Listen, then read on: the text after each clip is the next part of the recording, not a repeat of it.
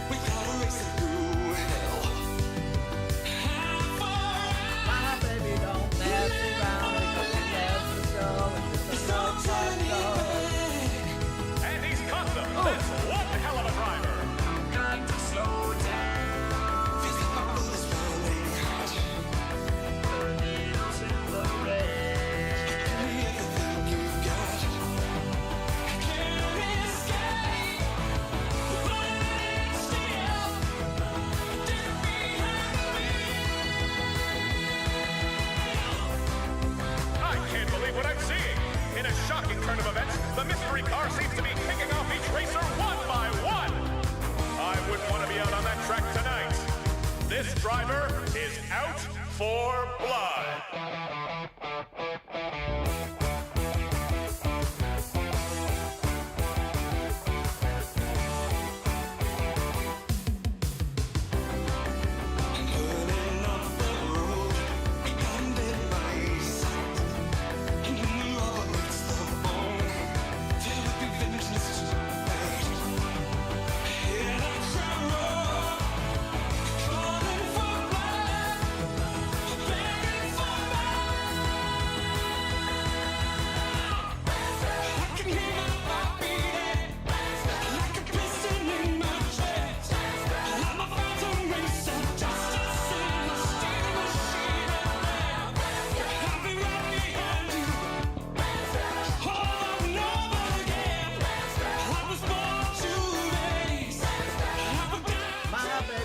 Oh my goodness.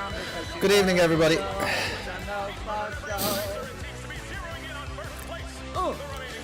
Good evening, B-Rad. Thank you so much for the subscription. Matthew, well. Thank you for 40 months. What an incredible amount of time. Some would say ridiculous, wouldn't they? Some would say foolish. And those some might include me. Okay, right, brace yourselves. I'm going to be honest with you. I don't know what's going to happen with the camera here, because I think that the lighting is fucked.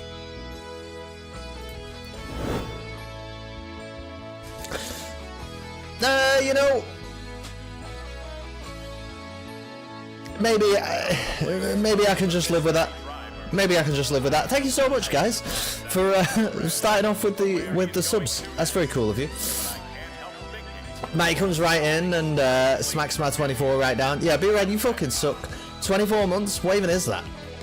Is that even an amount of time? Wait a minute. Let me just time that on my stopwatch for you. Okay, are you ready? 24 months. It's done. That was it. That was 24 months. You're gonna have to up your game a little bit, B-Rad. Sorry, I'm still a bit sniffly. Thank you very much for the subscription. And welcome, everybody. I have maybe bad news, you know, for some of you who care. I cannot bring you any stories or exciting things about TwitchCon, because I couldn't fucking go to TwitchCon. And honestly, it's left me a little bit disheartened for a few days. Why is that? I put this on the queue. Yeah. So I missed it. Missed it primarily. Oh my goodness! Thank you for the 100 bits, B-Rad. That's incredibly cool of you. Please stop though. You can just watch this for free. It's just bullshit anyway, and you can just tune in. But it's very kind of you. I had my flight get cancelled to take me out to the Netherlands, which was annoying, right? It's annoying. But also, flights get cancelled. You know what I mean? Things happen. It can be tricky. I kind of get it. And thankfully, the airline that I booked with, which was EasyJet, did find me a replacement flight with a different airline the next day. So, like, all was not lost for about 24 hours. And I was basically hanging around an airport for ages. They did at least pay for me to get a hotel nearby in the evening. And, okay, everybody fucking settle down. Thank you, Matty, for the 150 bits. And the subsequent flight that they put me on the next day, there was no room on it. So they took me through the whole process.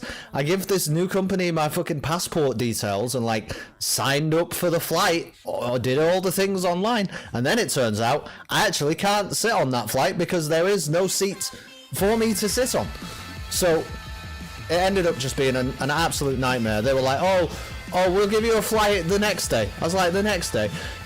They were, eventually they were offering to like take me to TwitchCon at like 8 PM on the day that TwitchCon finishes. And I don't know if anybody knows anything about TwitchCon, but there's fucking nothing happening at 8 PM on a Sunday. So I couldn't go. And I haven't been. And I don't know anything about it. I was supposed to meet Aldi out there. We were going to watch the football together and get a few beers. It was going to be really cool. I haven't been to the Netherlands since I was a teenager, and I was looking forward to that. And yeah, it's just all been a bit shit, to be honest. I will say that hello, by the way, Fern. Good to see you. I will say that the second airline company that they booked me with were actually really helpful. I mean, they weren't helpful because I couldn't get on their flight, but they did at least explain to me why. The worst thing about EasyJet was like trying to get any information out of us. So I was like, well, what? They're like, well, you can't fly. Well, what do you want me to fucking do about it? You know what I mean? I paid you guys many hundreds of pounds. That's cool if I can't go, but we better do something here. They were like, no, we booked you. You need to understand, sir. We cancelled your flight, and then we booked you onto a separate airline. So it's actually not our responsibility anymore. I was like, I don't fucking think so, mate, because you put me on a flight that I can't. You said, oh cool, here's a replacement flight, but I can't be on that flight. The mic is speaking, sorry. Is it really? I don't think it is, mate. I'm gonna be brutally honest with you, I don't think it is. I'll keep watching on it, but I don't think it is. If anybody else thinks it is, please say so. But I was like, it sounded fried? Oh, is it doing the thing again?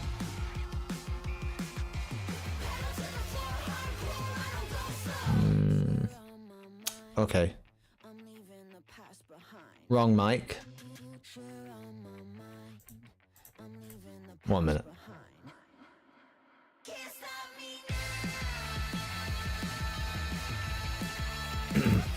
Hello? Test 1 2. It is a bit weird, isn't it?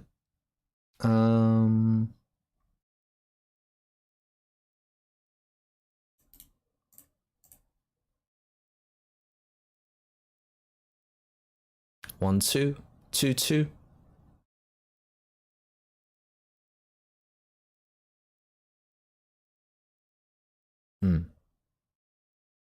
Is it really bad now still? It sounded fried. Was it? Oh, hang on. Was this a moment in time It was not like a regular thing that was happening. Is that right? Hello, Bo. Mic problems. Maybe. Maybe.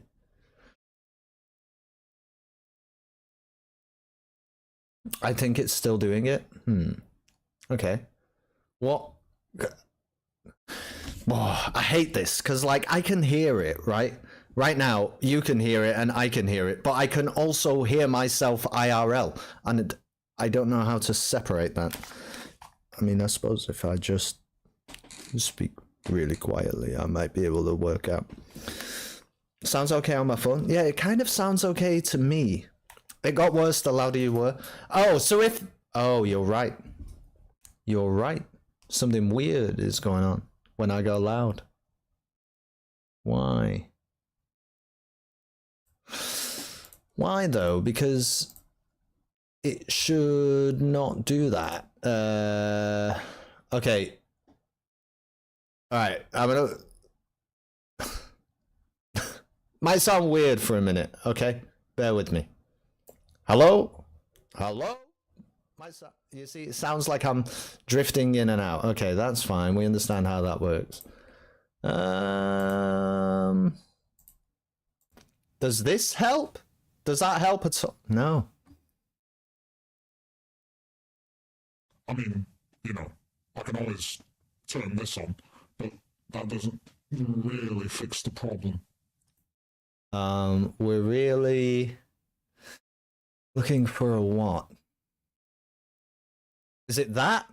Is it that? Is it that? Is it that? Is it that?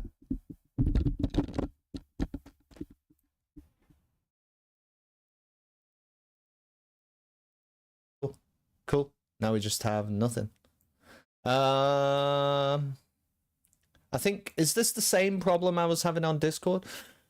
The other day you turned off a suppressor in VC. Yes, in the Discord software. And I promise that is not how my voice is currently being picked up. You sound okay to me. Yeah, I think what it is, B-Rad, is when I get loud, it's going a bit buzzy, isn't it? So, what about if I did this? What about if I went like this? And then I went, what happens when I go loud? I think it's still doing it, even when I do that.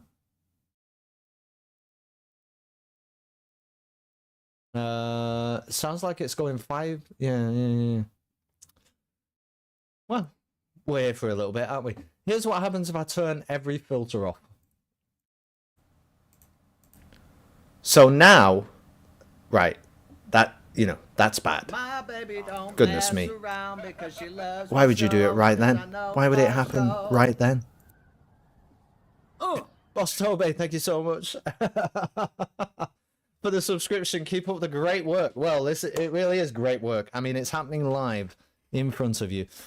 Okay, yeah, so here's one filter off. You turn them all off, okay? And you end up with this situation. Which, that's not what we want.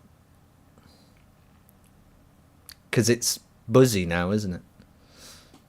It's the 4th of July, and you've doubted great. You've doubted great. This whole... You've sounded great. Thank you.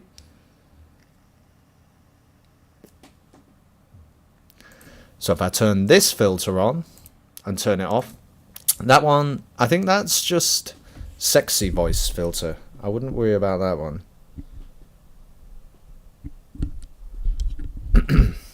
Noise suppression is obviously going to cut down on the mess. And if I go loud, you know what it is? It's the limiter. Okay, something to do with the limiter, maybe. I've just activated the limiter. So the difference is, right? If I shout, it's like that. But if I turn the limiter on, I'm still shouting. But is that making it buzzy? I think it's your booking agent's fault, personally. Yeah, me too. Yeah, I kind of feel like that as well.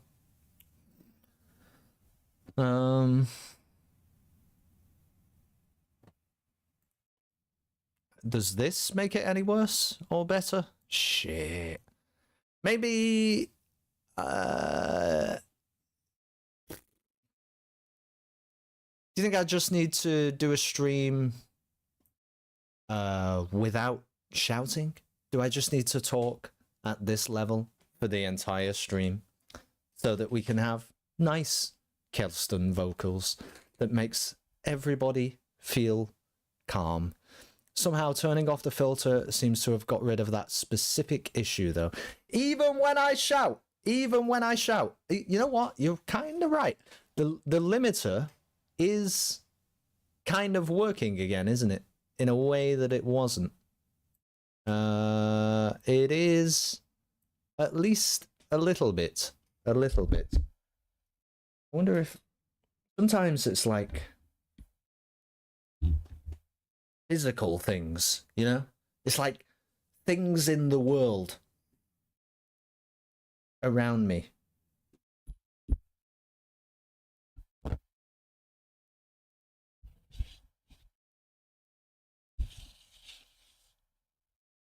Hello? Is that better? Hang on. Coiled wires? Yeah. Yeah, you know. All these things make a difference, don't they? What happens when I get loud now? You know what? I'm just gonna say this is probably okay. Is this listenable? Are we listenable now? I'm listening to myself and it doesn't sound terrible. It really does not sound awful anymore. Hello, Lynn. Audio is black magic. It kind of is, isn't it? It's all just bullshit. It is significantly better. Cool. All right, cool. Then we did it. Now, can you... How am I to the music now? What's going on with that? Boss Tommy, thank you so much for the subscription. 18 months. That's incredibly kind of you. And welcome on in, Lynn. I was just going through, but I won't keep banging on about it because we actually need to start playing a video game soon. About how I haven't been to TwitchCon. So please don't ask me about TwitchCon because I'm really annoyed actually that I couldn't go to TwitchCon. But somebody's got to fucking pay for the fact that I didn't go to TwitchCon. But I have to be patient and we're going through a process. Sorry, I just knocked the microphone stand. That probably made an awful sound. I've been listening, and holy shit, bud, let me tell you, sounds fucking great all around. You sound crazy. Thank you. Well, Matty said something, you know.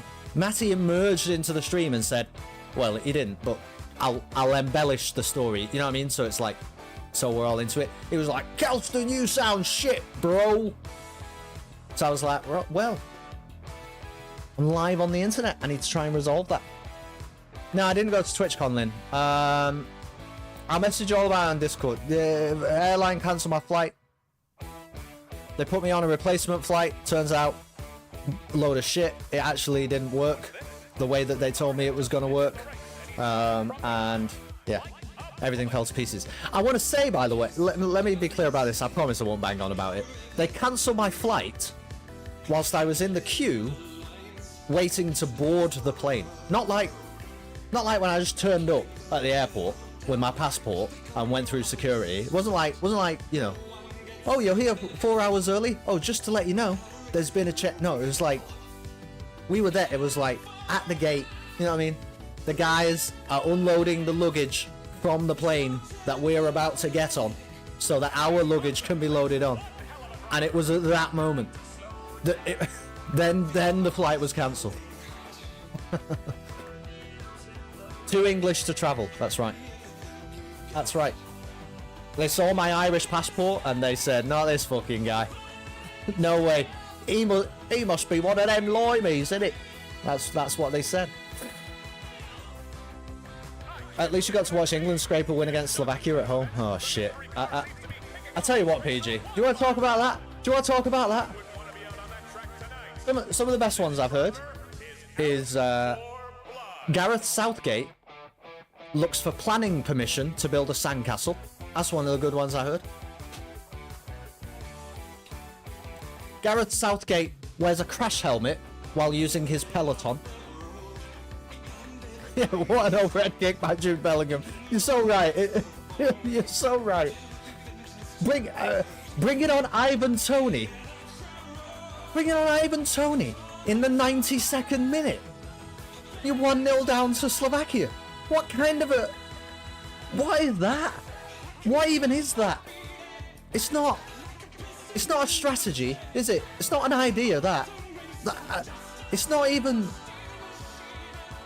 That's a time-wasting substitution.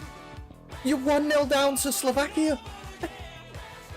Of course Ivan Toney was pissed. Holy shit.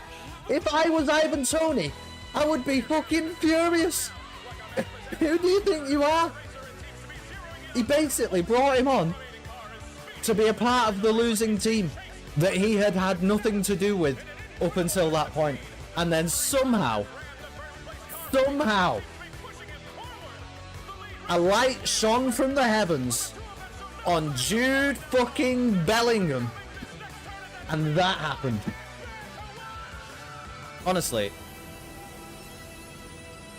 if you want to know what the lottery numbers are for this weekend, seriously, get in touch with Gareth Southgate. Because he's the luckiest man alive. He's absolutely fucking world class at ending up on the correct side of the draw every single tournament. Every tournament, innit? Every tournament, on the other side of the draw, it's like Germany, France, Spain, Portugal. If you're at the World Cup, Argentina, Brazil. And then on our side, it's always like Slovenia. Oh, be careful of Austria. We're always there. So he's really good at that. And apparently, if you just leave Jude Bellingham on the pitch and just hope, just leave Jude Bellingham on the pitch and just keep rolling dice until Snake Eyes comes up. 5 at the back. No, it's funny, isn't it? It's apparently going to be a 5 back against Switzerland. Do you know what, though? I don't hate that. I don't hate that if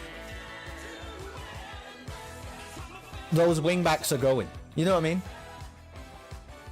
I don't hate it if those wing-backs are going. Like, in theory, that kind of a system with Saka as the wing-back, it works, actually. I'm okay with that. Yeah, Gay is suspended. That's right. I'm so sorry, in all of this nonsense, I think I missed B-Rad's message. If it makes you feel better, I had to fight with a bunch of people over the phone yesterday over using my tablet insurance. Tablet insurance, what is that? Like insurance for like an iPad? Is that what that is? They were trying to use it. You were trying to use it. Oh, it has broken. I understand. That's the funny thing, isn't it? Is that what's happened with insurance companies?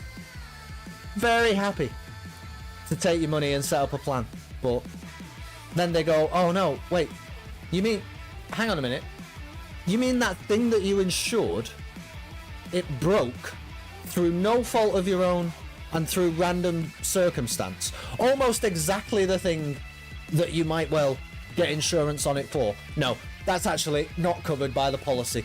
If you look actually at Article 263.3a, it actually states that random shithousery is actually not covered by this insurance plan.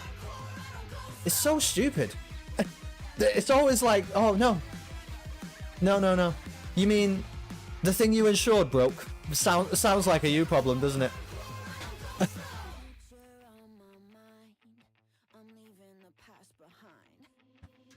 They tried telling me I didn't have the right ID number for the tablet for 2 hours when it was the right number the entire time. I mean, at that point, I just mail it to them. Just fucking send it to them. And get them to pick up the, you know, mail it like you pay the fucking postage when it gets to you. Yeah, I feel really good now. Anyway, you know what we're doing tonight? Because I wasn't sure what to do. Because I've had such a hectic week, you know, and everything's been going wrong. And I'm pretty behind on all kinds of things. We're going to try something completely different. It is a game that I have literally purchased and downloaded today. It might be a game that you've heard of, but I actually think more than likely, well, for some of you, it may be one that you haven't. Love this game so much. I thought you might be one who has heard of it, Fern, yeah. We're going to be playing Citizen Sleeper. Now, I forewarn you, I don't know what the audio is going to be like, okay? I don't know what any of this is going to be like initially, so bear with me. I literally haven't ever loaded it up. Literally never.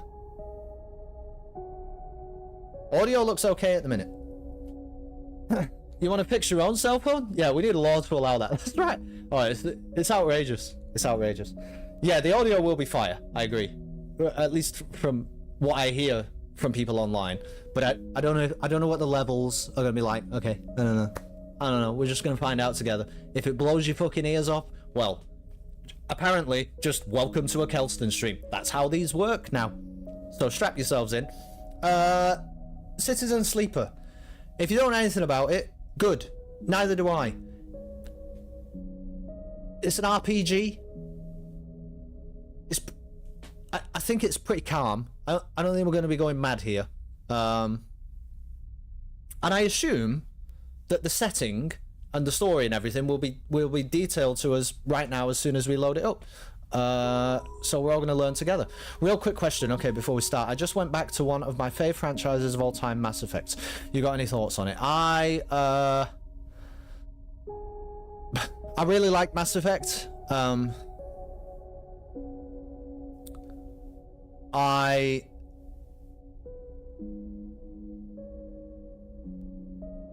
disagree mostly with the people who say that it has vast amounts of replayability, mostly just because I think that the choices are so like integrated throughout the entire game. I don't think I could like immerse myself in those. It's too long. I don't think I could immerse myself through it all again. It's very long. The combat is fine, isn't it? It's just fine. I actually think this will probably piss people off as well, but I actually think Andromeda, you remember that weird spin-off / sequel that they did, Mass Effect Andromeda? Obviously shitloads of problems all the way throughout that game. However, by quite a distance, the best Mass Effect combat that I have played. By quite a distance. You ever played the Legendary Edition? I picked it up for $5 to remaster the first one. Pretty good. I haven't played Legendary. No, I played the first one. I played the second one. I actually never got round to the third one, but it was just man. I love those games, but like, I guess the reason I'm saying it like this is I've never played the third one, and I don't envisage that I ever will. I don't think I ever will. It's a huge investment. It's a huge time and energy investment for me. I can't play something like Mass Effect half-assed. You know what I mean? If I'm playing Mass Effect, I am playing Mass Effect and soaking it all in, because that's when it's best. I believe that's the best way to enjoy it, and I just don't think I can do that anymore with a game that large. I think I'm a different human being now. Third one's combat is really good, but people got mad at the lack of different choice endings. Yeah, I remember people getting mad. I'm gonna be honest with you though, B-Rad. I zone all of that shit out in just everything. It doesn't matter. It doesn't matter whether I'm talking about films. It doesn't matter whether I'm talking about games. It doesn't matter whether I'm talking about like TV shows or fucking the brand new action figure. I'm not interested in what people have got to say about it, and I will just make my own mind up. But I do remember people going a bit nuts about it, yes. I hope you're having what's going on here? I hope you're having a good day. A Gouda day. Isn't it Gouda? Okay, but good. Alright, but good try. It's a nice start. I hope it will only get cheddar. And do you know what I'm never going to do? You should know where this is going. I'm never going to give you up and let you down. It will only get cheddar. The cheddar's good, isn't it? But but the problem is, it is that, isn't it? Good to see you, Meepa. Thanks for tuning in. We're about to play some Citizen Sleeper very shortly, but B-Rad's now asking me all my opinions about video games. I agree, I love Star Wars and video games, people's rage. It doesn't stop me from loving them. Kelston thinks Star Wars fans are normal people. I do. Well, I've explained this to you also, Bo. I genuinely... Look, I could be ignorant and incorrect about this, and I am prepared for somebody to prove it to me. Please prove it to me. I'm a scientist. I love being proved wrong. That'd be great. Prove me wrong.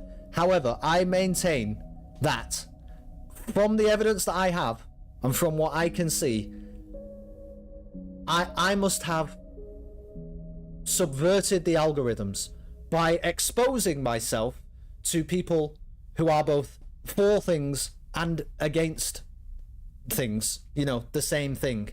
I just see balanced opinion. That is what I see. I see balanced opinion. And so I react to that. I like old Star Wars, not Disney Star Wars.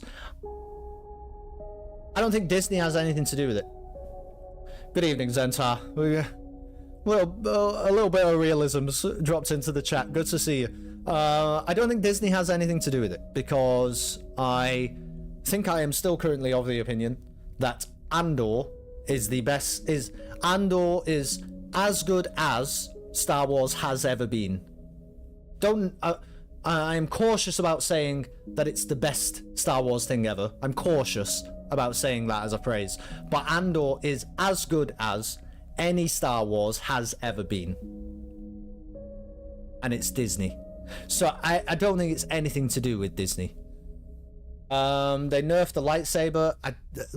If you were to ask me,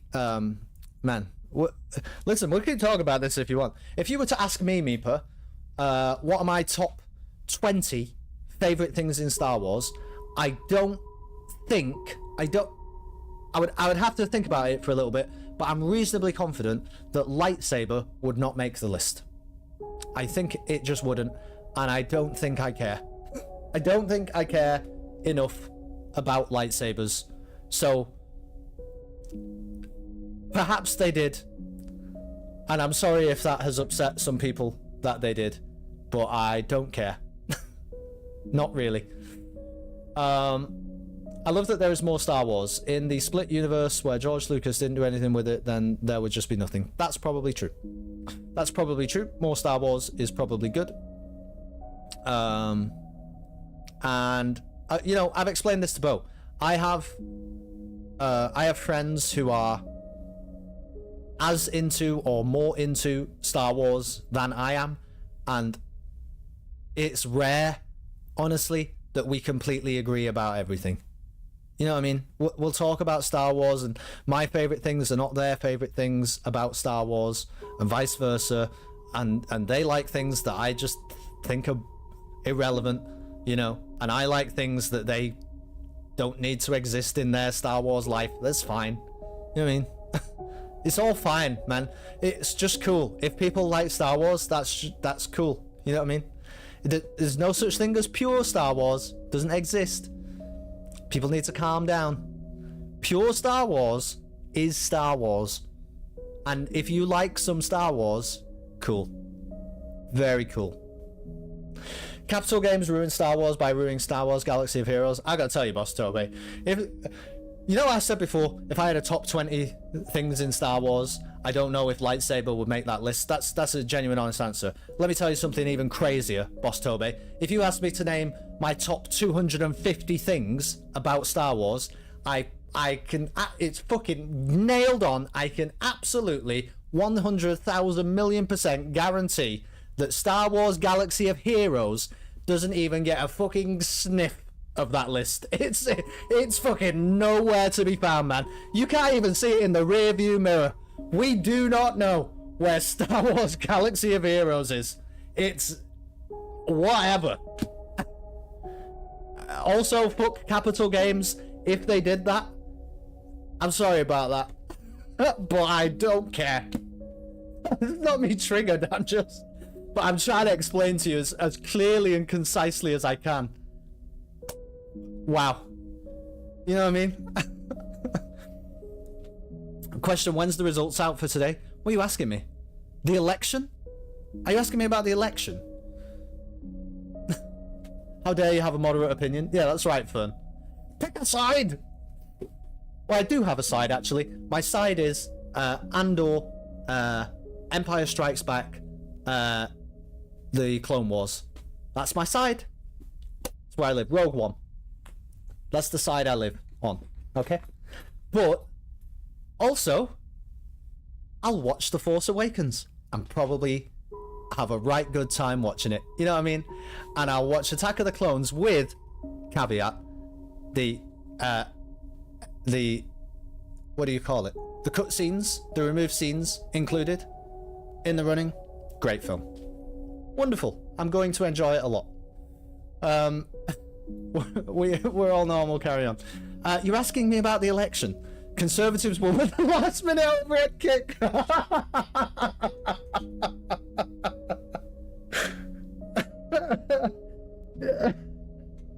Yeah, it's Rishi Sunak from the penalty spot, Matty. We can't believe it. We all thought it was going to go one way.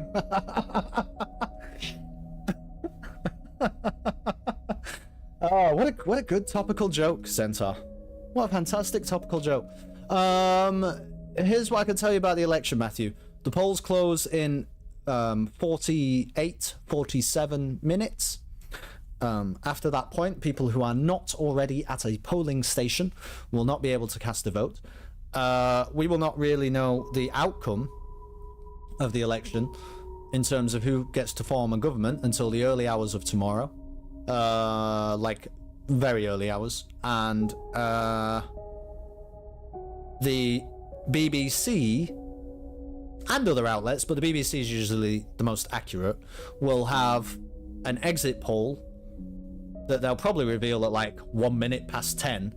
That honestly will probably be about 95% accurate, and Labour will have a majority, and the Labour Party will form the next government. And that's it. Is that all you wanted to know? I can tell you the future already if you want. As of like Monday, Keir Starmer will be Prime Minister. Well, as of tomorrow. You just say as of tomorrow, can't you? You can just say that. It's fine, the Tory MP came to see me today. I mean, did you throw a custard cream in his face? What? They don't fucking knock on my door. I think they know. They must know. They must have information about me. I'm just imagining Matty coming home and going, "Hey mum, I voted," and she's like, "Oh, that's great, honey. Who won?" The Conservatives with a last minute overhead kick.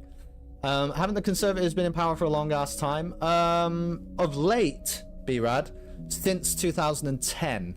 Although from 2010 to 2015, there was like a coalition government with the Conservatives and the Liberal Democrats. So they weren't completely in power on their own. But since 2015, they have been the sole governing party. Actually, except for in 2017, when they had to rely on the Northern Irish Unionists to actually form a government. So, yeah, sort of. So it's like 14 years. But prior to that, Labour were in power from 97 to 2010, which is 13 years. So, I don't know. Define long ass time. Because it just feels like about the amount of time to me.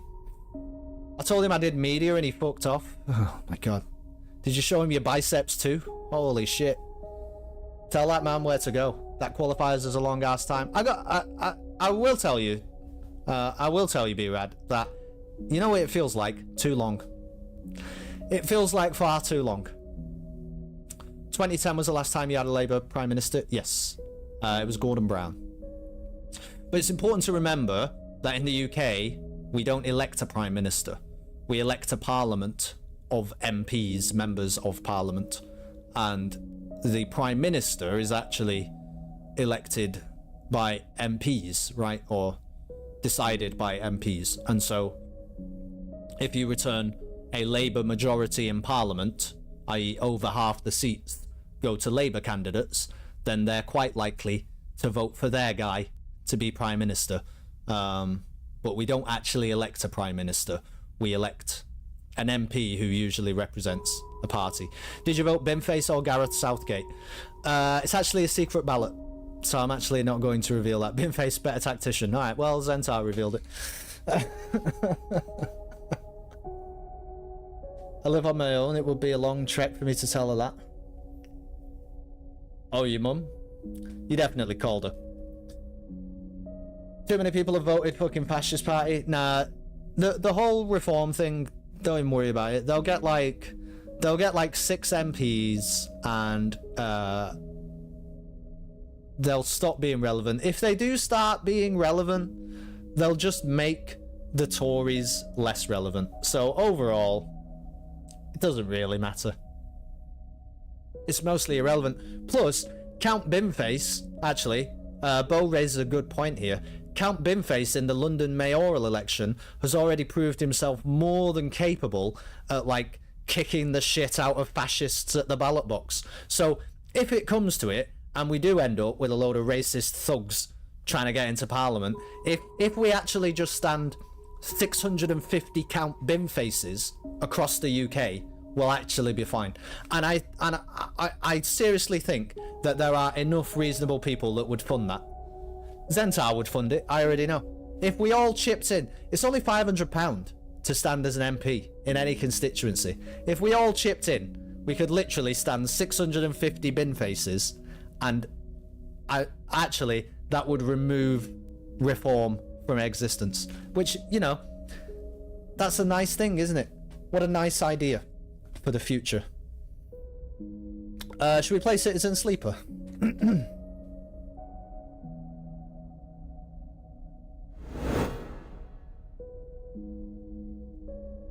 I vote for you or Zentar to represent me in Westminster. Would you really? You don't know what I believe in, Lynn. What if I believe in the things that Liz Truss believed in? Do you remember that? We import 60% of our cheese. And that is a disgrace. What if I believed in that? Then, then fucking Meeper could come in here and make the fucking Gouda jokes and all that. You know what I mean? That's how she crashed the economy, wasn't it? Wasn't it just the cheese thing? You know what? Just before we get into Citizen Sleeper, can I just double check with everybody? Liz Truss was Prime Minister, wasn't she? Because I sometimes look back at that. How long was she Prime Minister? About 3 days. I look back on it. She like turned up. She just sort of lit a match underneath the economy and poured a load of petrol, and just everything fucking blew up, and she just went. Just turned up. Nobody even asked for her to turn up. She turned up, was Prime Minister, but everybody went, oh, I've just lost half of everything that I had. And then she went, yeah, see you later. That was it. And then we had a lettuce. There was a lettuce still on a table. I remember that. It did happen though, didn't it? 11 days in office. Is that true? We thank you for your vote, Citizen Lynn. That's right. At the beginning of this intro, you said, I'm a scientist. Then you just asked for 650 Binfaces. I think what you'll find, Bo, is I'm actually applying a perfectly reasonable mathematical, statistical, scientific method to the United Kingdom elections. What can I say? Give me a chalkboard. You know what I mean? Don't underestimate the power of her apprentice, Kwasi Kwarteng. That's true. That's true. Honestly, no. You know, sometimes people say things like this, right? And it's like, good one. Genuine, honest truth. If the Chuckle brothers were like Prime Minister and Chancellor for the same length of time as Liz Truss and Kwasi Kwarteng, the country would be in a better place. And, I might add, one of the fucking Chuckle brothers is fucking dead. And we'd actually all be in a better position. We wouldn't run out of cheese if you were in charge, Matty. That's true. Matt, yeah, the whole Liz Truss importing cheese thing, Matty would be like, we import 235% of our cheese. And I'm going to make like 300 by week 2. Then I'm off.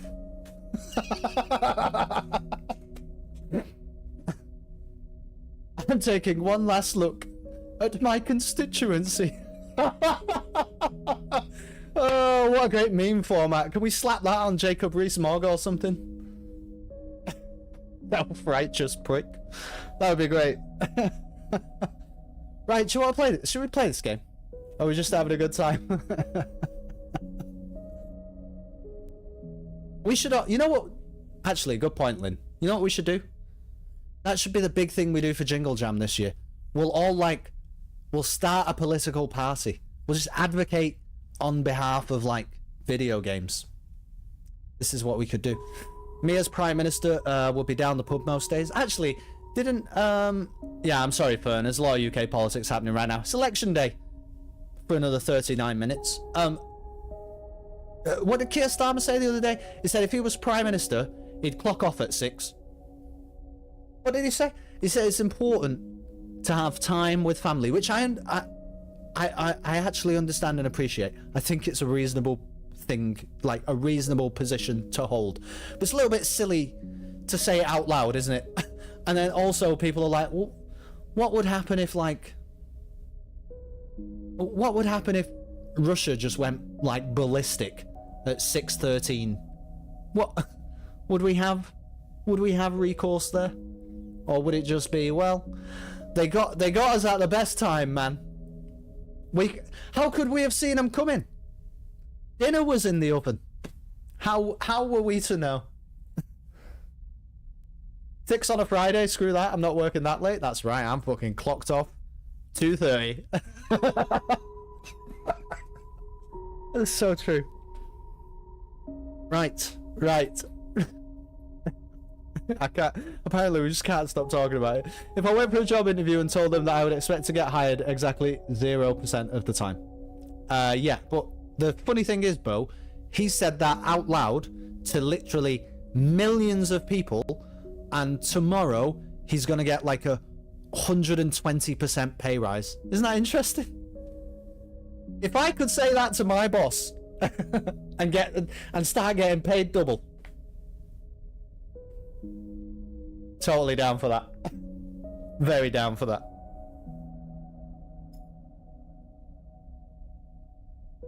Citizen Sleeper 2 has been announced. I haven't even fucking played the first one yet, and I've been live 3/4 of an hour. One thing with this game, ladies and gentlemen, I hope the microphone is sounding good now, because I believe that there is not much voice acting. I'm not sure, but I think there isn't a lot. So you might be hearing a lot of Kelston voice, okay? So I hope everyone's strapped in for that. And I won't be doing character voices, okay? Because I am but one idiot. I am but one idiot.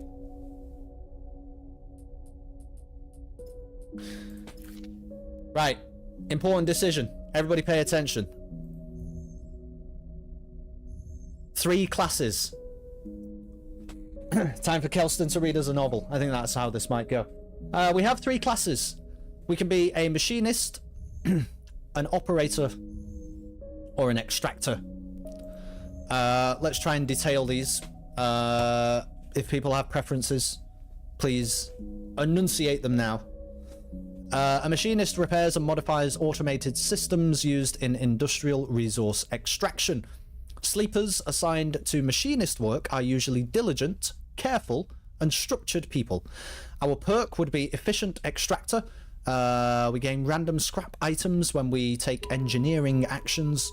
We get a +1 to our engineer skill and a -1 to our engage skill. And it seems like engineering skill is working with machines and physical tools, and engaging is approaching a problem head on.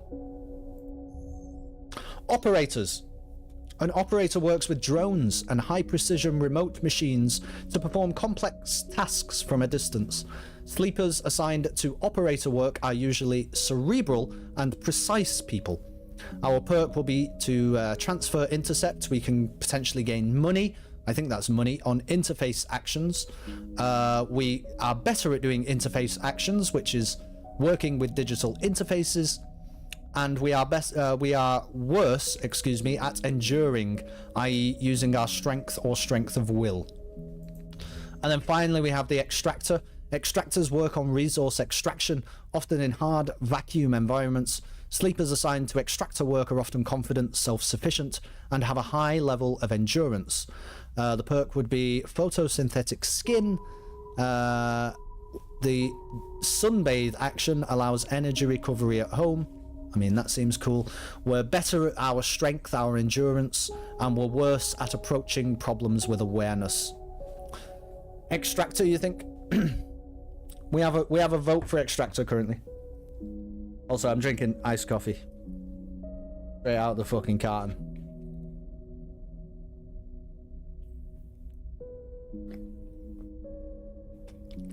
Extractor. Okay, well, Zentar's saying they concur. Boss Tobe says dealer's choice. I'm happy to go with mob justice here, and we'll take on the Extractor, I think. So we're doing resource extraction. We're bad at approaching problems with awareness, but we're better at strength. Extractor is good. Here we go.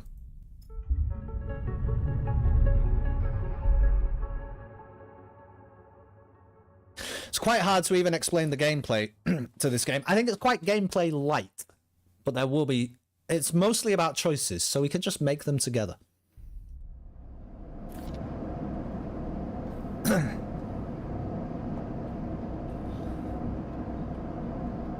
Where are you? Can you hear me good over the game if I just talk at this volume, and then I'll just keep reading? If I need to turn the game down or something, I can do. Total opposite of Ghost Runner, total opposite. So opposite. The first thing you become aware of on waking is the disconnect, the delay between thinking and feeling, between wanting to act and acting. Minor, almost imperceptible, but always present. We doing okay for audio? It's at its worst when waking, when your self has spent many dark hours recalling what it felt like to be real, to be a person, to be in a body that was indisputably yours. We can think of that body or forget that body. We'll forget that body, probably.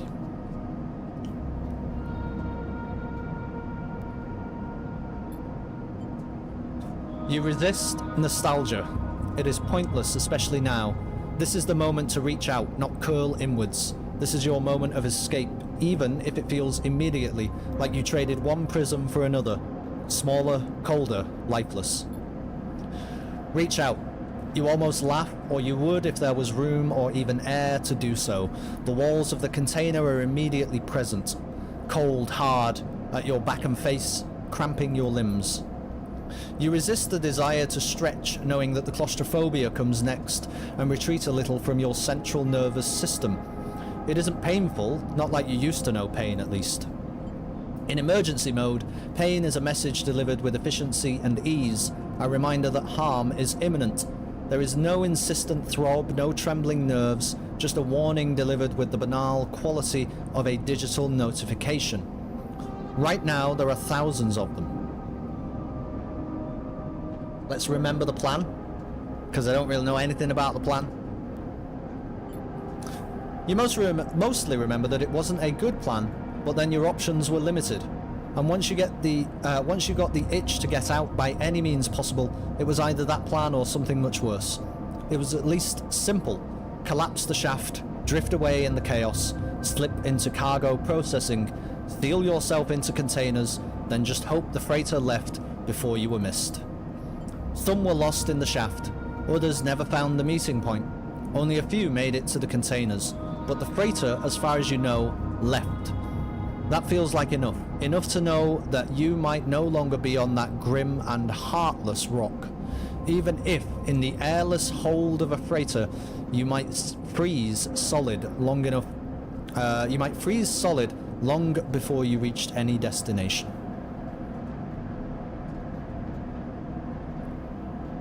So it sounds like we're gonna die? Try to rest. But you are restless. It has been a long time since you left, surely weeks, maybe months. You are duly aware of damage to your legs, your right arm. You have been reserving energy as much as possible, but your body has still needed to shut down many of its systems to protect you. You have spent much of that time asleep, knowing that anything else would be impossible to endure. You feel the weight of that impossibility begin to gather. It is time to sleep again, to nudge this false body into inducing delta waves in your emulated mind, and once again recoil into a dream of when you were once a person. We were once a person. Time passes and the cold creeps further in. You feel something. Warmth. Not true warmth, but the indication of its presence. Your joints release from their rigor. Sound too, everywhere, screeching and shimmering so loud that your body ducks your hearing to protect its senses. I've climbed into the bridge to add immersion. Good on you. Then light, white as the cold. Softer and softer until in a haze of dirty yellow, a figure appears. You are out. Interesting. So, I have seen this. This is kind of the world of the game. Don't really know what any of it is, necessarily. But we're going to be able to see a bit of it. But for now, it seems like this is cryo, right? This is the money.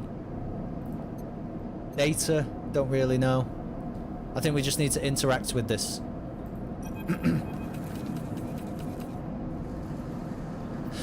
So this is, how are we saying this? Dragos or Dragos? I feel like it's Dragos. A pragmatic and private salvager. It has been a few hours since Dragos pulled you from the container. You sit huddled in a corner of his scrapyard, swaddled in the reflective folds of a mylar blanket. Mylar? Don't know what that is. You are slowly coming back to consciousness, back to life, and you stare at the ornately curving element of an improvised heater.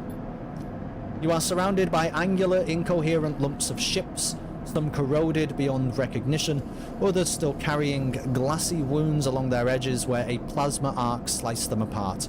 As you trace their shapes with fogged eyes, you hear a voice. Yeah, it is pretty cool character designs. Oh, Sleeper. You all thawed yet? Is this a person we can trust?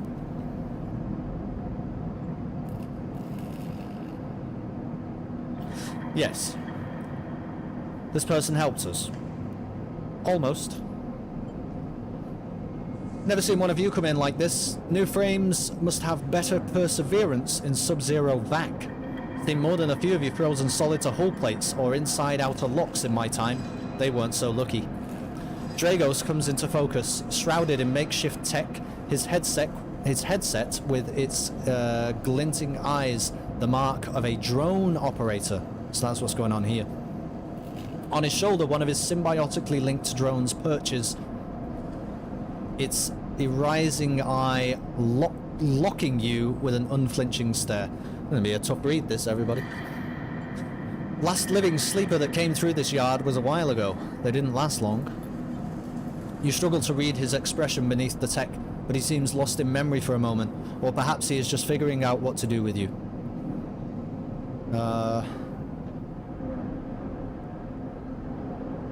What are we? We're an extractor. We're strong. I plan to survive. You aren't sure if he hears you. I won't ask what led you to do it, to sell yourself to a corporation. And I suppose you know you can't go back. Your old body, that's theirs now, and you are just software. A rogue emulation illegally possessing corporate property. Character designs remind me of Borderlands. Yeah, it's got a little bit of that going on. So, we have sold ourselves to a corporation, but it's our mind that we have sold, right? And it's in this new tech body. We are merely an emulation. You nod along. You remember biometrically signing the forms, the cold floor on your feet as you padded to the sleeper cells. The promise of a life off-world. But as you do, you get the now familiar sensation that these aren't your memories. These are things you know, but not things you feel. You are no longer that person. You are an offshoot, a copy of a copy of a copy of a copy. What an outlandish idea. Who'd ever do that? Accepts all cookies. What you won't know is what's ahead. At least the last one didn't. There's no easy way to put it. That body of yours is falling apart. It's the same for any sleeper who makes it out. Essen Arp wants to protect their property, but if they can't keep hold of you, well then no one can. You remember that too? Oh, you remember that too, or at least rumours of it from the other sleepers. Planned obsolescence, a built-in dependence on the regularly administered supplements that were part of your routine. Stop taking them and your body begins to shut down, separate from your emulated mind. How long has it been? How long do you have? Kind of give me Disco Elysium vibes. I think there is some Disco Elysium vibes, yes, but different kind of story, different kind of setting. But for now, Sleeper, you are one of the lucky ones. Dragos glances up and away towards the glassy dome of the yard. The eye is the best place you could be right now. I'm going to stay silent. We're a stoic, strong extractor, right? Isn't that the point here? Stay silent. Dragos impatiently shifts his weight. Look, I've got things to be getting on with, he trails off. There's an old freight container I've been using as storage out in the stacks. We haven't been pulling in much valuable scrap these days, so you're welcome to it. Something wells up inside of you. Emotion, fatigue. You shakily get to your feet. Alright, you head on up there. You look like you need some rest.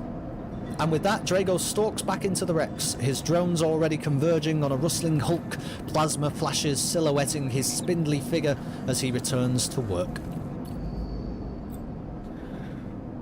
Welcome to Erlin's Eye. Life on the Eye runs in cycles, during which you can talk to characters, explore areas of the station, and perform actions. At the end of each cycle, you need to head to your current home to rest. Resting will move time forward on the station. Okay, so we can head to the empty container location to rest, and end the cycle now. So this is where we're at, okay? We now have a place to live, I suppose.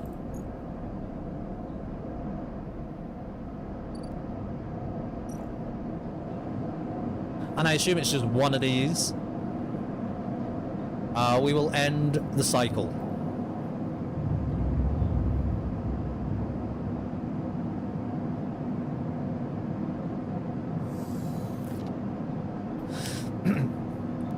You wake curled up in the corner of the container and begin slowly assembling the world around you. After all this time, you still find this body, the one you wake in now, strange and disjointed. Its message is readable, but somehow wrong. You sit up, pulling the... Can anyone tell me how to pronounce this word? Is it a mylar blanket? Close against the cold. Here you are on this ruined station, millions of miles from anyone you know. Are you still in the system? Did any of the others make it out? It's impossible to know. After all this, what matters? What matters?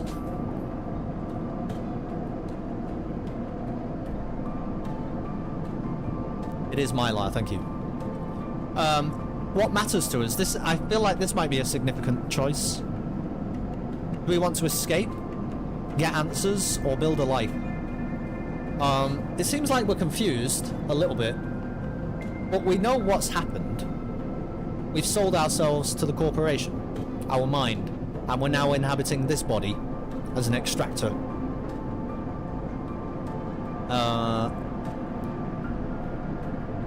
Building a life? Do people agree with that? Do we want to be here?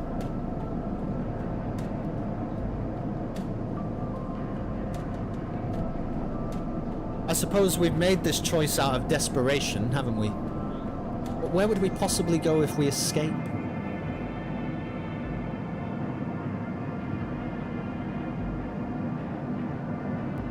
I feel like the answer is building a life. If nobody disagrees, that's what I'm going to go with.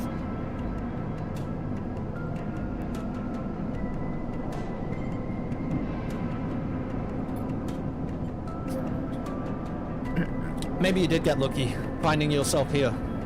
Maybe here, I agree, building a life here. Maybe here, on the edge of everything, there's a life for you to build. But before you can build anything, you'll need to learn to survive. Maybe if you can do that, you can make a life for yourself. Dragos has left a few comforts in the container. The mylar blanket, the bedroll you slept on, a canister of water, a makeshift electric stove, and some faded sachets of some desiccated powder. You thumb the power stud of the stove and begin to boil the water. The contents of the sachets smell like damp wood, and you sprinkle them into the liquid. As the pungent smell washes over you, images from your restless sleep come back to you. A ring like the station, but skeletal and ghostly. A web of threads pulling at your skin. A constellation of bright polygonal shapes, like angular suns, burning into your mind. There's something unpleasantly visceral about these images, and it is long after you've finished drinking before they begin to fade. You tidy away the stove as best you can and try to gather enough energy to greet the day. Okay. So this is how we play the game, alright? Action dice, energy and condition. By the way, I'm checking again, but are we okay for audio? Can you hear me over the game? Super easy for me to turn the game down. Because it's might get a little bit louder than this when the music kicks in, you know? Number 1, your condition. Your condition represents the current state of your artificial body. It depletes by 1 segment each cycle, but can also be damaged by violence, injury, or lack of food. Sounds good? Okay. If your condition bar empties, you will suffer a breakdown. Okay, so we have to keep our condition up. Violence, injury, lack of food will hurt it. You'll have to figure out how to recover your condition now that you no longer have access to corporate pharmaceuticals that were keeping you alive. I see. And then the second part of this is the action dice. At the start of each cycle, you roll your action dice. These dice can be used to perform actions on the station. The number of dice rolled is based on your current condition. The worse your condition, the fewer dice you have. Okay, so keep your condition high. Once you have used your dice and you cannot take any further actions, and you must rest to recover them, ending the current cycle. So that's why you have to rest, because eventually you've got nothing left to do. You also need to eat to survive. This is represented by your energy bar. You can refill your energy bar by eating, but first you'll have to find somewhere to get food. Your energy depletes by 2 segments each cycle. 2 segments. So that is the white bar here. So it's going to go down all the way to there. If it becomes empty, you will be starving. When starving, energy loss becomes condition loss, and your condition will also deplete. I mean, just judging by that, if this is going to deplete by 2 segments every cycle, and it's going to be here. So we need food.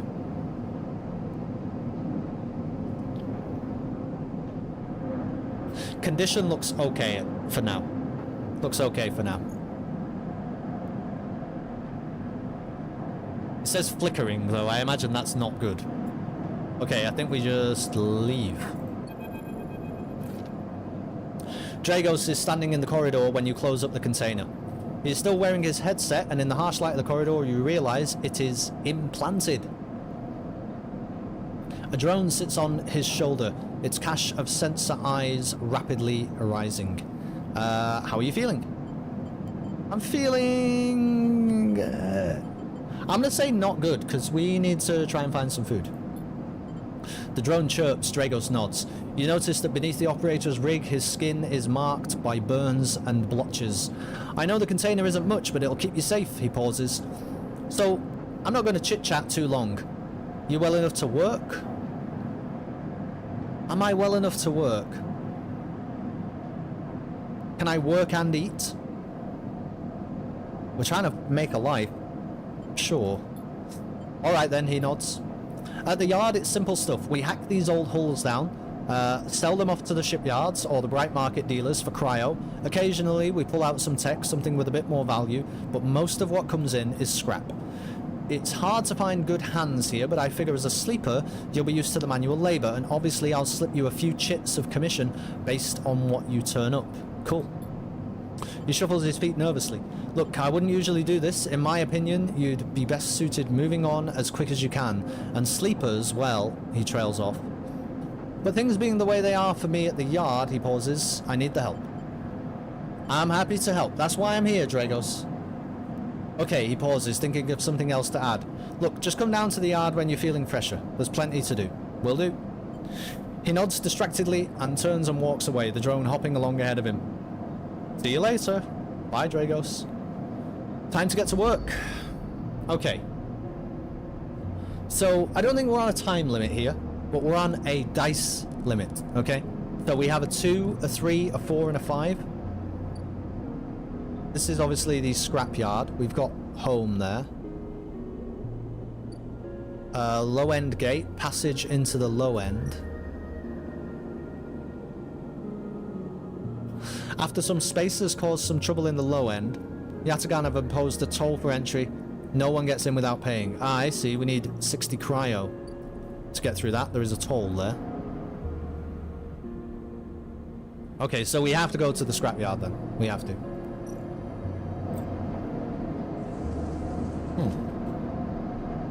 Actions are the primary way you interact with the world of Citizen Sleeper. To perform an action, click and drag your chosen action dice to the slot.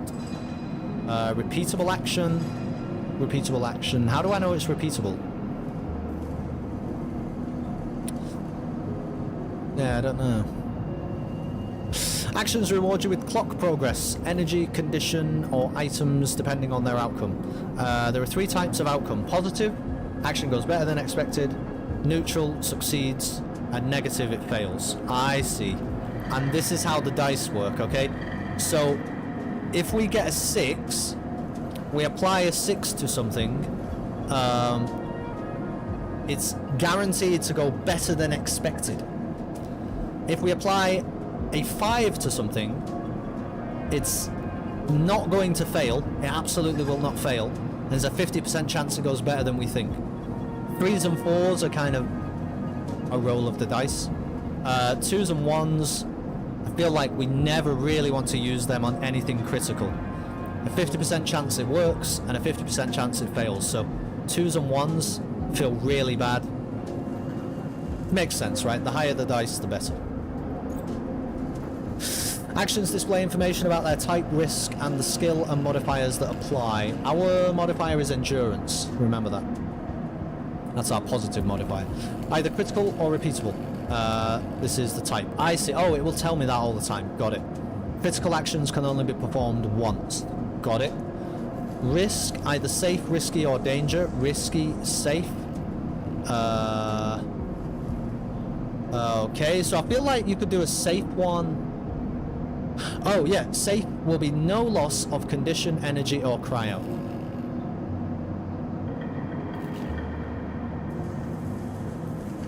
If it's risky, a negative outcome means you lose money, cryo. That is cryo, isn't it? Or energy. And if it's danger, a negative means condition loss, and it can mean you lose money and energy. Got it. The skill that this action requires... Oh, I see. Endure, engineer. Got it. Got it. Modifier. Oh, and it tells me my modifier every time. Cool. Tells me my modifier. So, like, here it'd be a +1. Cool.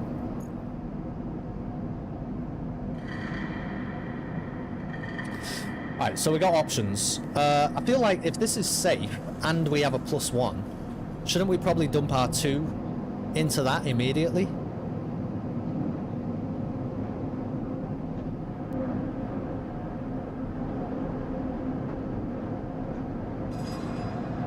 Because I don't think... Can I do these? What happened? How do I do these? I don't think I can do these.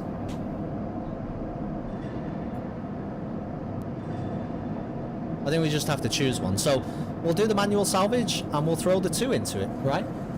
We could also throw the 4 into it and then that guarantees it's a 5.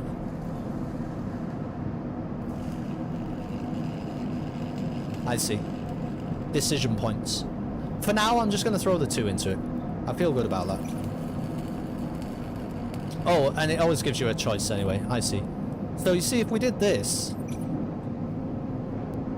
I just feel like we might need it for something more important. What's going on here? This is just work. It's going to take some time to sort and cut your way through the towers of salvage, but you're no stranger to hard labour. Let's do that. 25% chance to fail. We're going to be okay.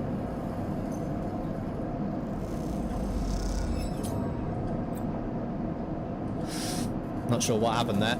Actions often progress clocks. Clocks are displayed below the actions that fill them. They track your actions and how they affect the world. Filling a clock means something good or bad is about to happen. Some clocks, such as the one tracking Dragos' debt, are cycle clocks. These clocks tick themselves once each cycle and can complete without player input. I've got you. Any active cycle clocks will be displayed on the icon for that location. Got it. So this is a thing that happens no matter what. Or one lucky haul away from next payday. That could happen whenever. We got a negative outcome.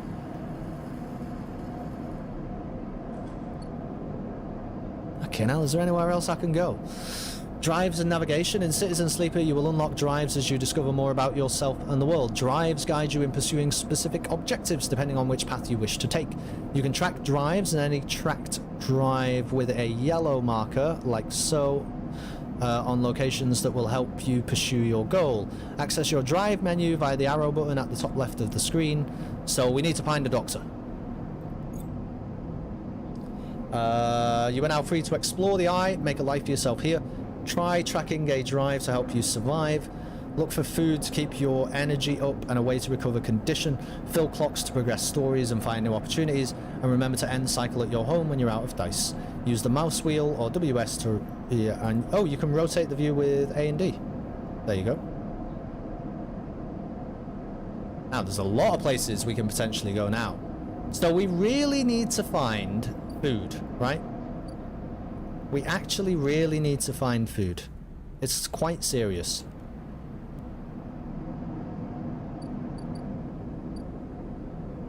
Dock C4, Rotunda, an old dock terminal.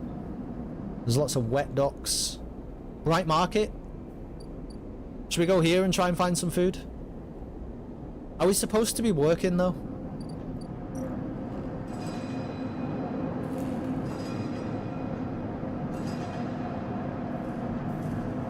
I assume we need money.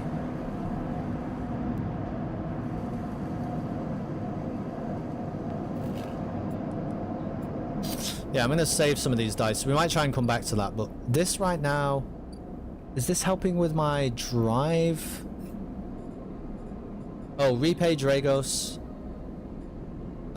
So we need to help him pay off his debt. And... we need to get corporate pharmaceuticals or we're going to die. Can I actually put dice here? I can't, can I? No. It's not the way this works. Alright, we're going to go to the Bright Market. We're quite bad at exploring. But we're pretty average at asking for directions. But this potentially has danger. Oof. So do we use a 5 on that? Just so that we don't run into problems? I just feel like this is quite... We're going to get new dice tomorrow, right? Why not just spend it on this? Let's put the 5 into asking for directions. Because it's potentially dangerous.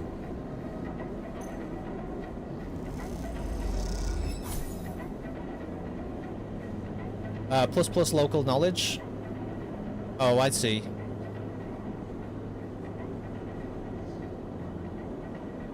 So we actually would have to do that again. We'd get a -1 here. So you really don't want to put a 3 into it. You could potentially put the 4 into it. Because then it just becomes the same. It becomes a 3.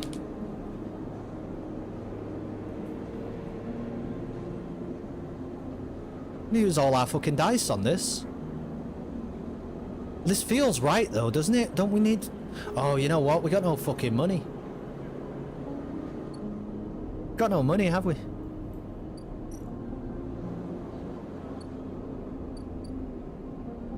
Oh, wait. Oh, no. It's found places. We came out of it and it's found places just like that. So we have actually found a doctor. Did you notice asking for directions was critical? Yes, I did. So I can no longer... That's why I was looking at this. I can no longer do this again, right? Remind me, is a critical action once per cycle or it's just once? I think it's just once. Like, we can never do that again.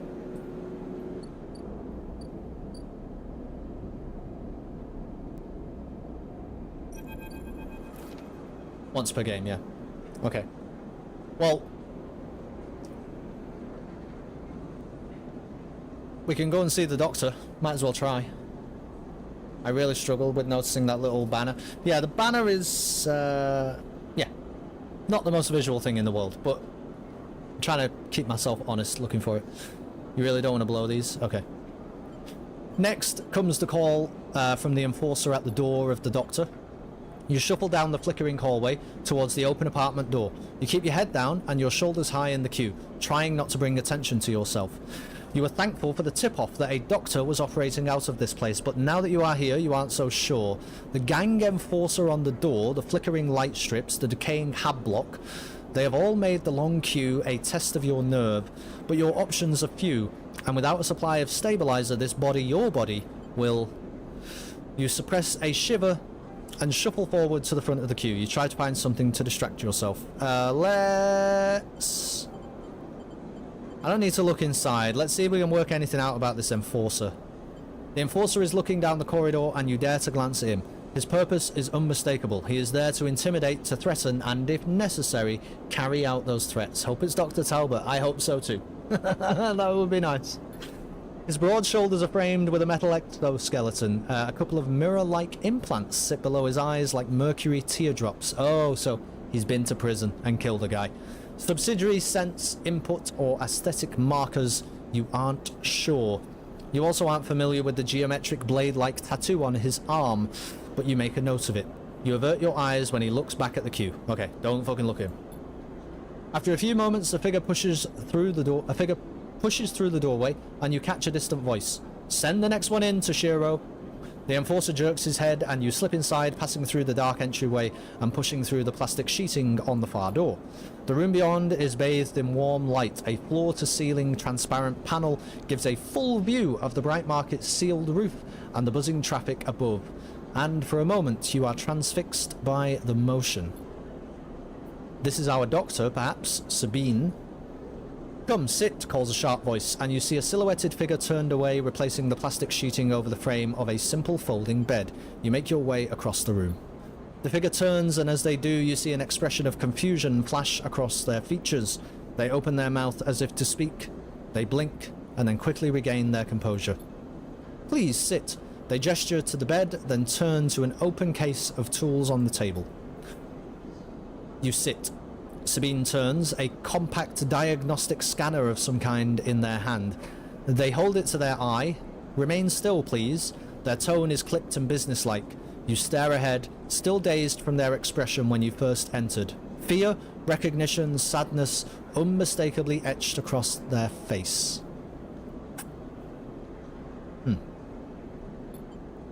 How long have you been on the station, they ask. The scanner still to their eye.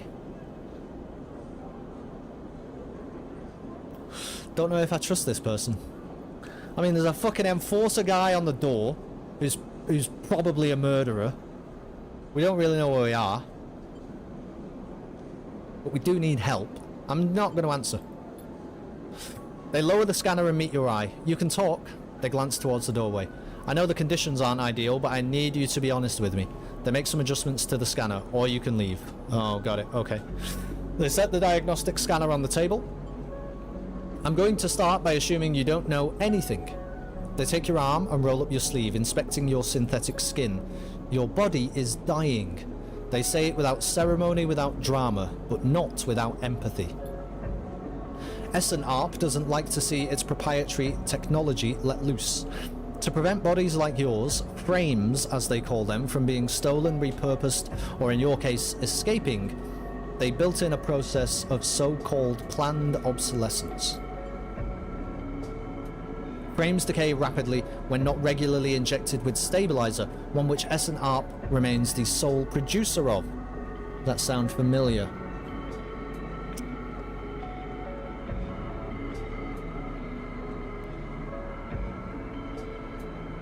I'll say yes.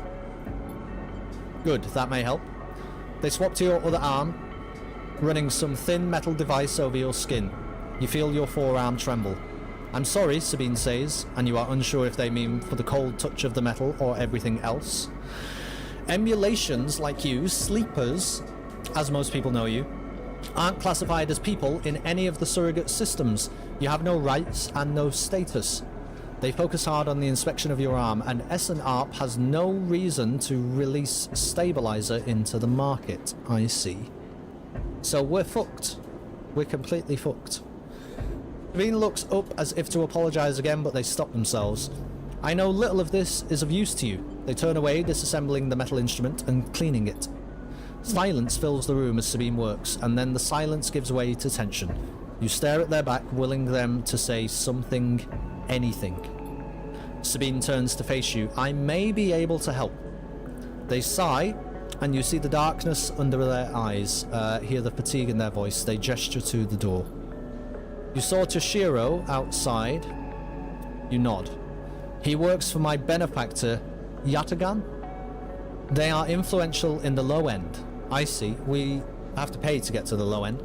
They give me this space to work, run the door, and take the profits. At the same time, I have to fix up their enforcers, tend to their implants, sew up their wounds. They look away. Got it. So she's like a Sawbones for the gangsters, right? Basically. But Yatagan has connections. Smugglers from the Storward Belt. Mercenaries working for the corporations on Ember. I see. If they can source the stabilizer, maybe you'll have a better chance. So now I have to fucking work with mercenaries to get this stuff. Bean sets down their slate, their notes complete. This is dangerous, and it'll be expensive, but I think we can do it. Yeah, why help me? Sabine walks away to the window, their face dappled by the shadows of passing drones. Let's just see if this works first. I'll let you know when I have a lead. You nod and leave, Sabine still staring out, unmoving. When you reach the lower level of the market, you look back up through the panels of the roof to see if you can see their face, but the rooms look dark against the lights of the market. You duck your head and walk off into the crowd. Okay, so did she fucking help us?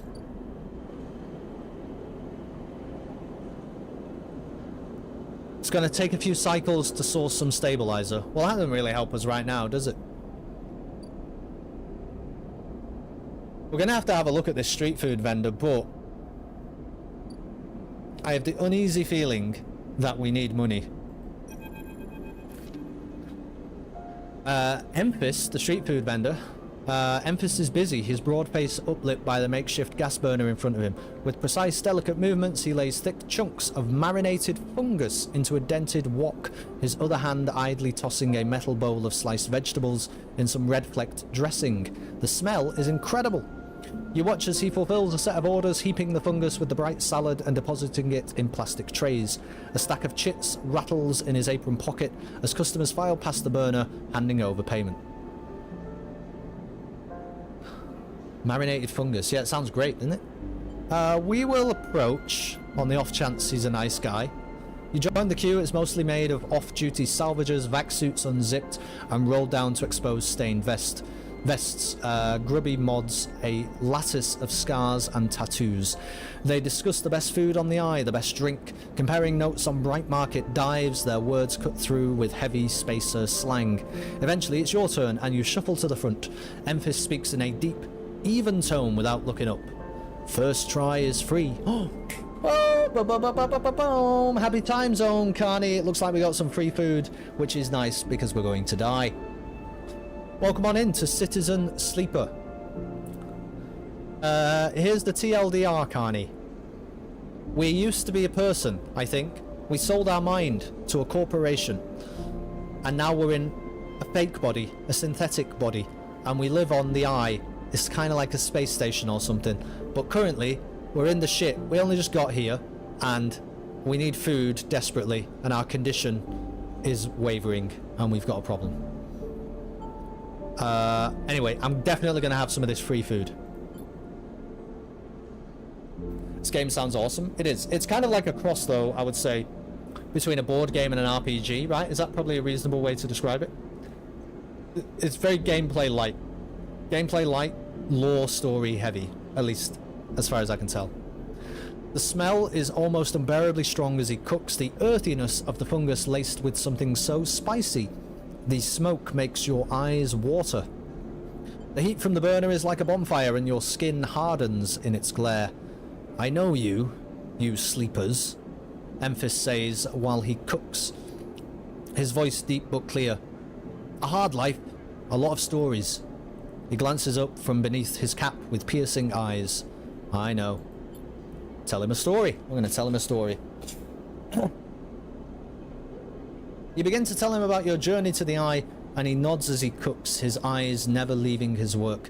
You tell him of the confusion, the pain, but also the sense of possibility and its sudden arrival.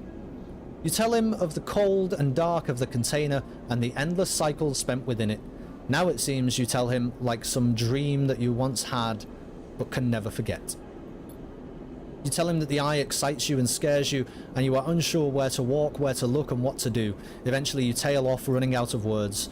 He places a plastic tray of steaming fungus in your hand. Next time we can talk some more, he smiles, but next time you pay.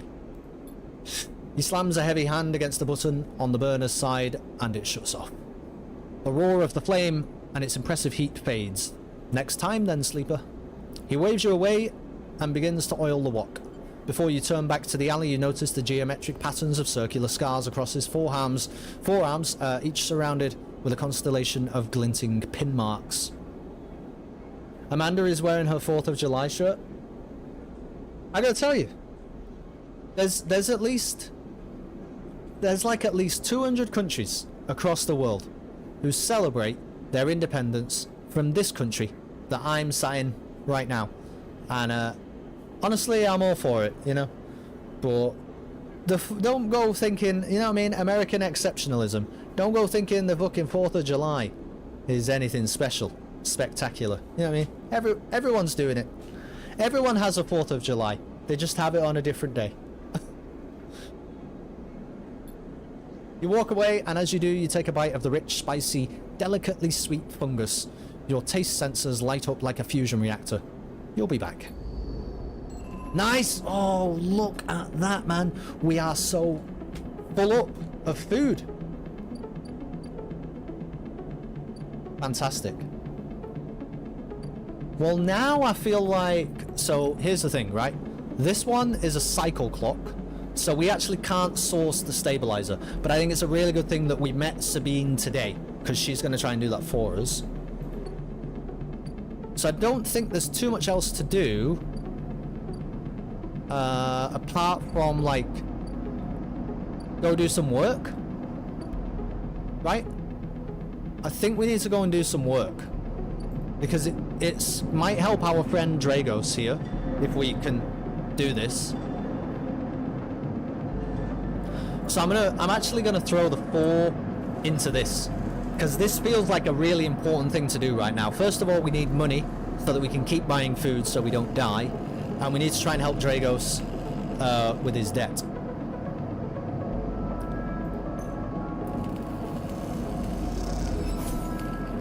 I'm only here for the wieners. Yeah, right, now everyone does have that. We got a positive action there, didn't we?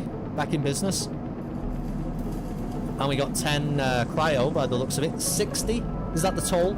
The toll is 60, I think.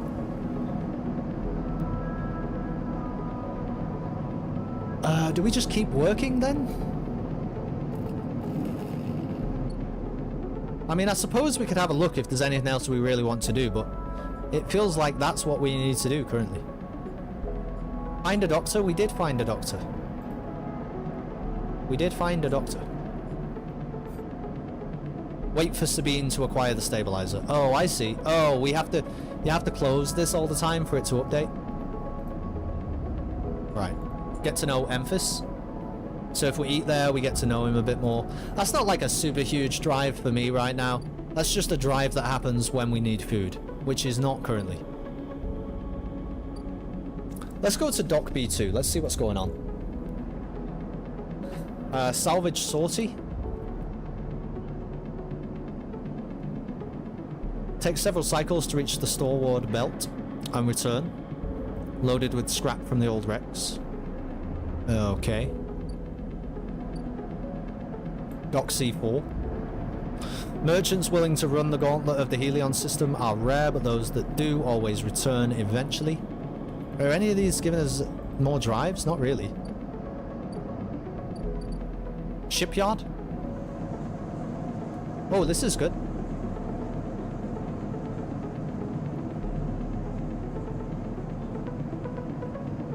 So we could assist the shipbuilder, which seems weaker than just doing this. You don't have connections, but you do have skills.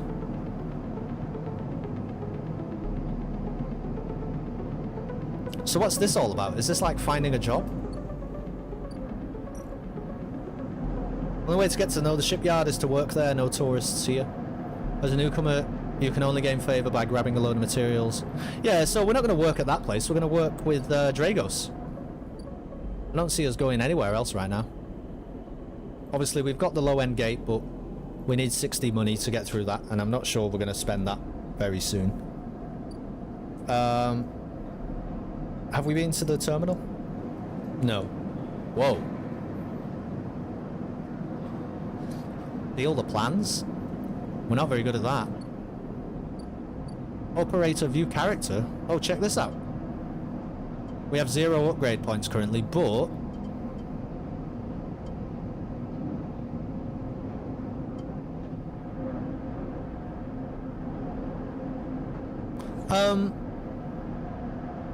What is... Energy burn? Hello, sorry for bothering you. Okay. Well, I appreciate the apology, but you are indeed bothering me. So, I would prefer you to not bother us anymore. Thanks. Yeah, if I go home... Hold on a minute. Yeah, I can sunbathe.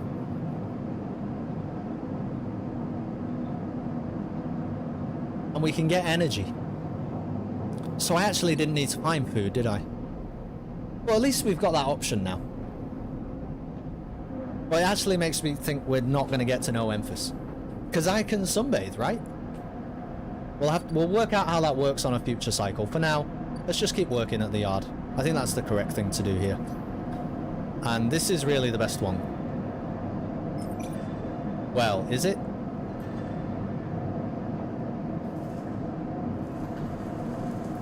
Or is the whole dissection better? The thing is, a 3 becoming a 4 actually changes nothing.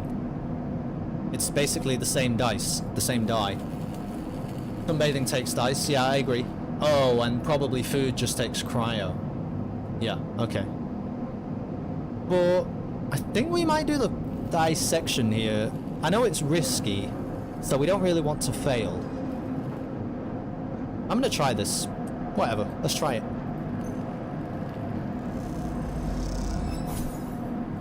Neutral outcome. We got 50 in cryo, and we did help the back in business, so I think it did give us more cryo there. So now we're at the stage where we have no dice left, right? So basically we just have to go home, go to sleep. End the cycle.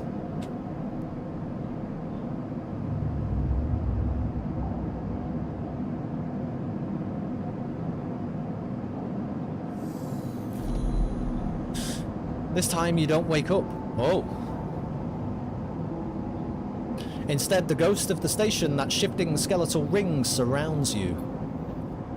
For a moment you are gone, absent from your own body, stretched out across a colourless void, and then the connections begin to establish themselves, threads tugging on the edge of your mind. These threads become vectors of exchange and then extensions, allowing you, as you feel your thoughts slipping away down them, dissolving into the millions of distributed nodes they connect to. You see the station? No, you feel the station, like a web of texture in a smooth black liquid. I'm not fucking touching it, I will observe it. Even though you have no eyes, no sight, you feel the map of the station. No, not the map of the station, but the map of its connections. It is a looped cloud, with spokes and spires that jut out into space.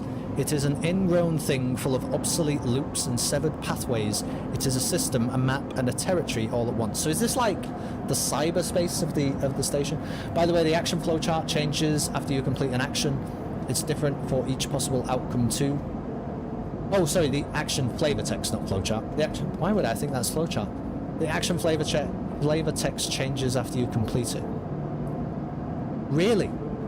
So, like, the bit telling me what it does, I did not notice that. Did not notice that. You notice a tugging feeling pulling at you, insistently, as if it were a small child. Somehow it is pulling in 2 directions at once. You look down. All of a sudden, everything shuts off. You come back trembling into this unfamiliar body, both yours and not yours, all at once. You find yourself standing in the container, eyes now open to the dark steel walls. You feel a change within you, a shift. You close your eyes for a second and you feel it waiting there. The station splayed out across your mind. A storm of connective nodes waiting to be explored, and then it is gone. Nothing dramatic. Okay, yeah, I'll check it out. Why do I only get 3 dice? Do I have like... Do I have like a journal that I can review? Or like how this shit works?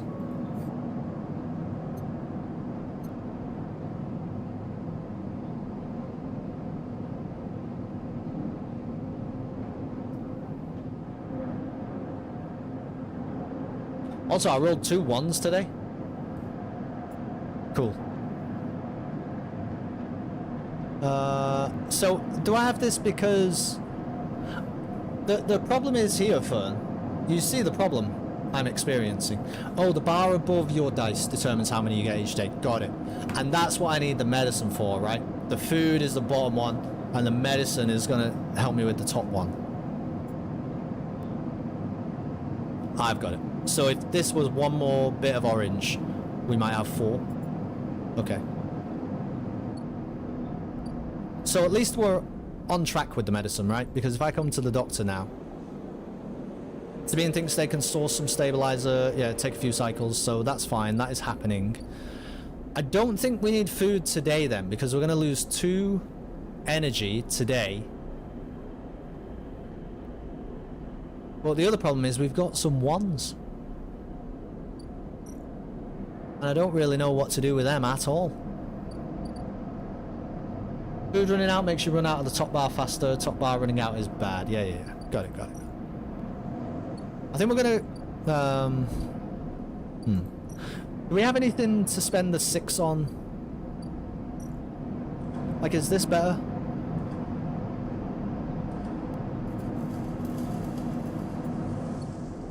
I think we might spend the 6 on the risky thing. I suppose we could also explore the market, couldn't we? But does a 1 just become a 1? Yeah. So 50-50 we find something else in the market.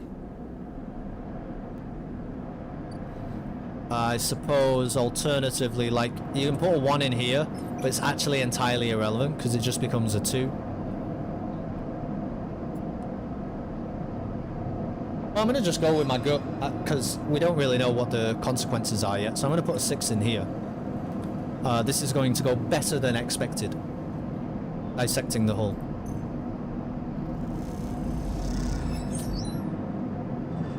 Beneath the pockmarked hulls, you find hidden containers, allied plating, and wire bundles thick as your arm, preserved in their trunking. Okay, and we did get cash for that.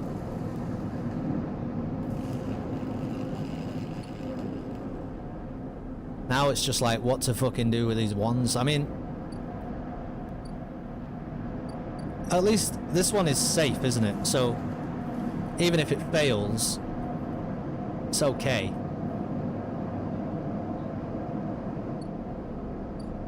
Obviously get to know Emphis. I'm not interested in that right now.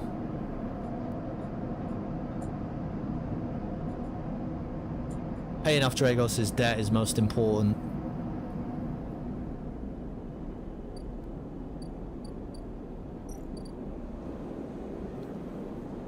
Try and explore the market once. I'd like to fill this up, so let's try it. A 1 just becomes a 1. 50% chance this goes poorly.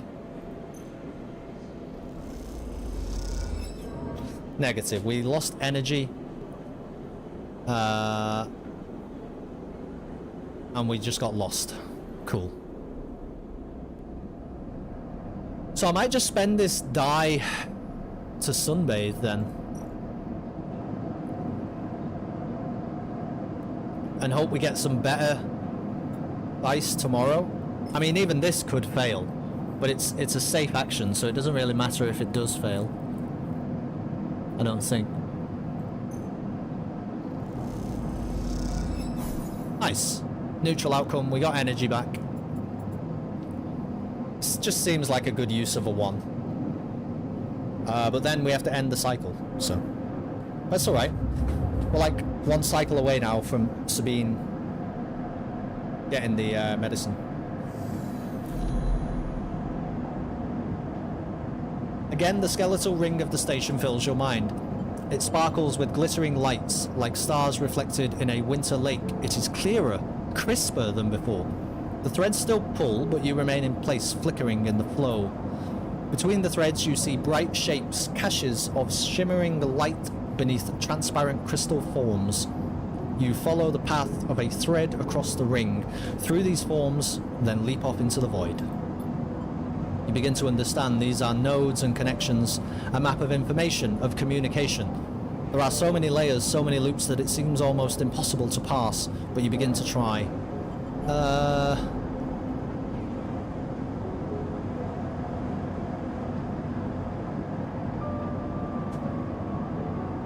Let's focus on the threads. We're not a smart guy.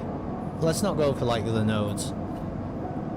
There are more threads than you can count. You choose one that passes nearby and approach it. As you inspect it, you understand why you instinctively chose the word thread when you first saw them.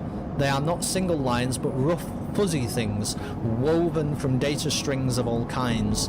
The threads are nodes, passages and puzzle boxes. One leads to another. There is so much here, so many answers and so many questions. All you need to do is follow the paths and open the boxes. You look out across the ghost landscape of exchange and see an opportunity. But then that insistent tugging again, pulling at you. You look down again and see 2 lines, 2 threads pulling in different directions, as if they were tied around you. The second? I don't know. The second thread leads you in, pulling deep into the station. Your gaze follows it, and this time you see something, a sphere shimmering above a strange angular body. A pulse shoots out from it, passing over you like a torch beam, testing you, tasting you. The first thread leads out away from the station into the inky black. Someone out there is tracking you, hunting you, following the thread to you. They are in a ship, and the ship is approaching ever closer with each cycle. You open your eyes. Time is short. Right. Well, that's kind of unsettling. Oh, hunted. It won't be long before they arrive, so this is a cycle clock. Right, so we need to be like fucking fit and healthy for when this thing arrives that's hunting us, I suppose. We got way better dice today. Way better.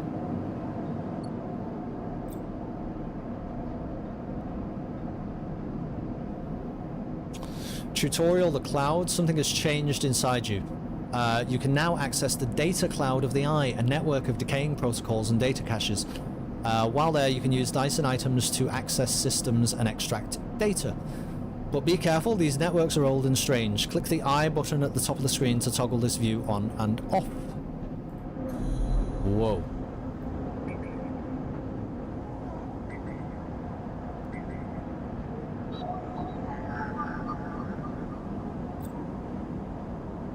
Data actions allow you to extract data from the networks of the eye. They work like dice actions, but in order to unlock them, you must match your dice to the one displayed. Got it. If you have a +1 or +2 modifier in the interface skill, you will be given more possible dice to match. You can use any dice that matches the dice displayed. Got it.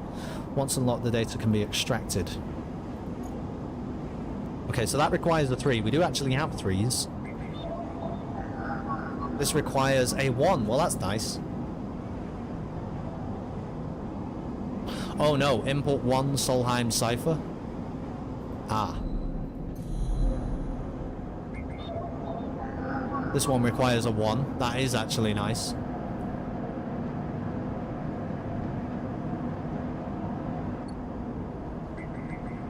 So how many of these things are there? This requires a 2. This requires a 2. This requires a cipher. Interesting. This requires a 1. So it's actually a good way to like dump bad dice, isn't it? Seems like.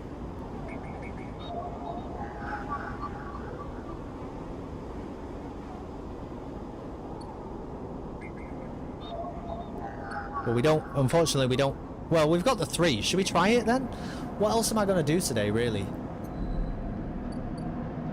I'm going to, we need energy.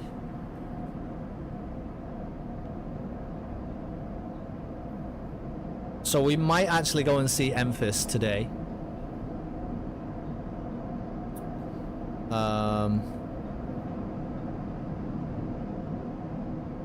Because we've got a bit of cash now. I'm definitely going to do some work.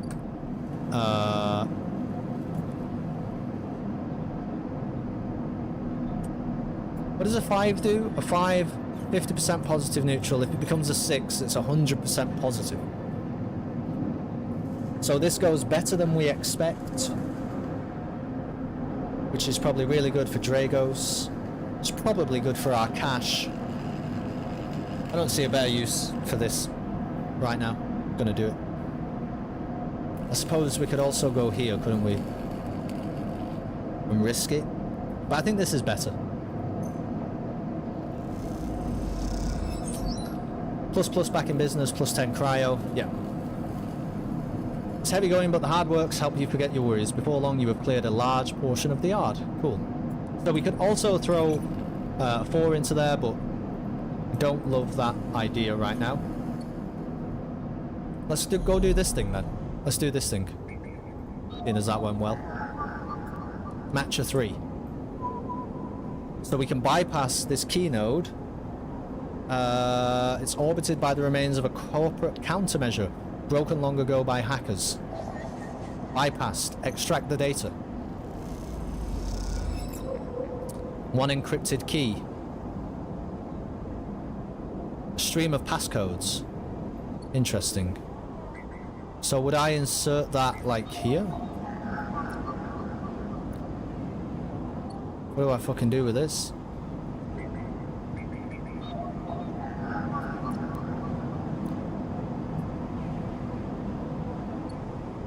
Aging maglocks.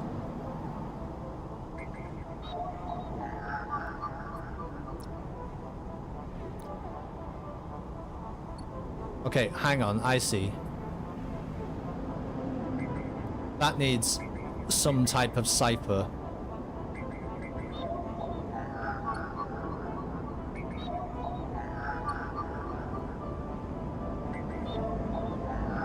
And this needs a different type of cipher. Interesting. So we actually don't know what to do with that yet. But we'll hang on to it for now.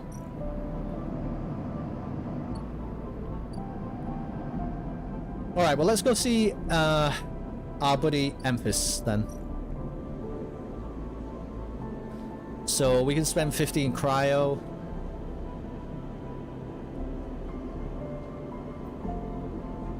Oh, and he notices his regular customers. Yeah, well, we'll do this for today. We'll spend 15 on this. Get some food. Plus 3 energy. Plus 1 fungus fan. Okay. Cool. 60, isn't it? It's still 60 to get through there. Fair enough. So we've got a 3 die left. We could try and explore the market again. But I'm honestly more of the opinion that we should, like, keep working. I suppose we could work here, but I just don't really see the benefit right now.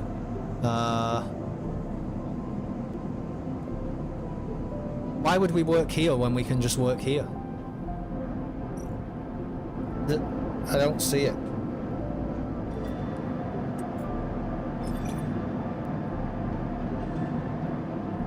This is obviously safe, so it can't really go wrong. What's the deal with risky, safe, and danger? Fun? One of them Danger loses something that risky doesn't. Condition or something?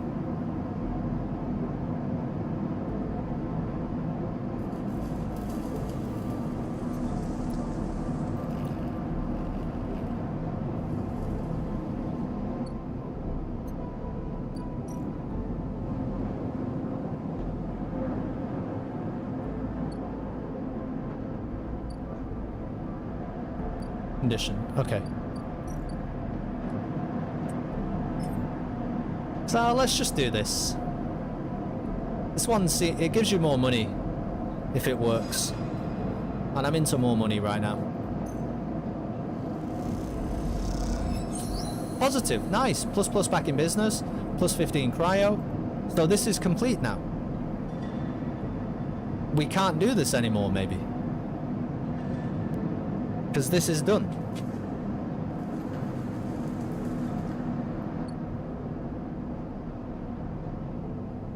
So we have no dice, but things are actually going well.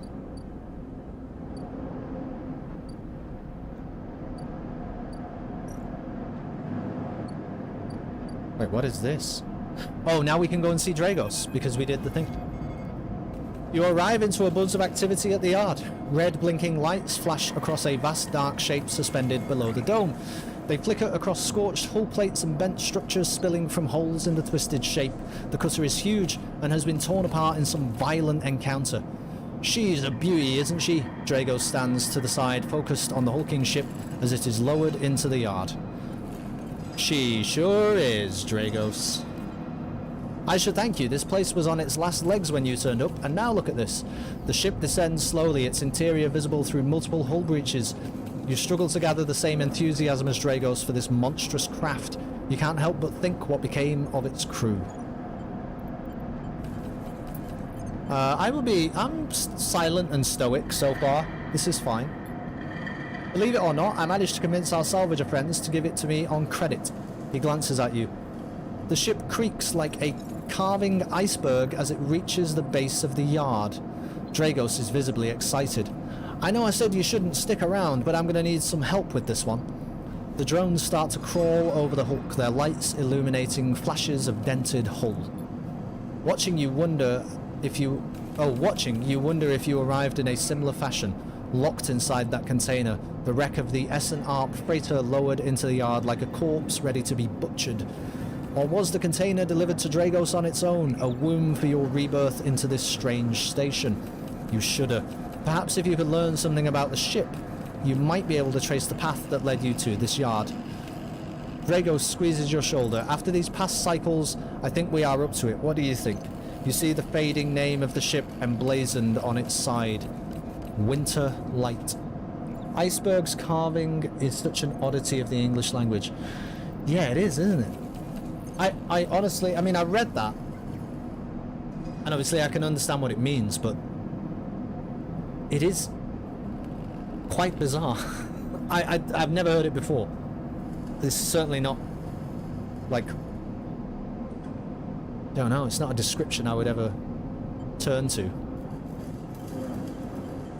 Let's do it, Dragos, me and you. He claps you on the back. Glad to hear it. Come back in a few and we can make a start. A real beauty, Dragos repeats, perhaps just to himself. You take one last look at the shattered ship as the drones start cutting and then slip out of the yard, feeling suddenly cold in the empty passage.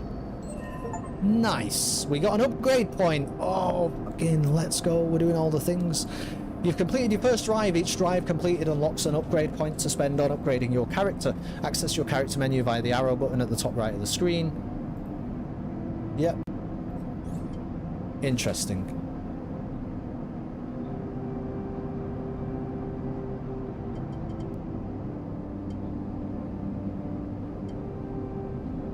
Oh, I see.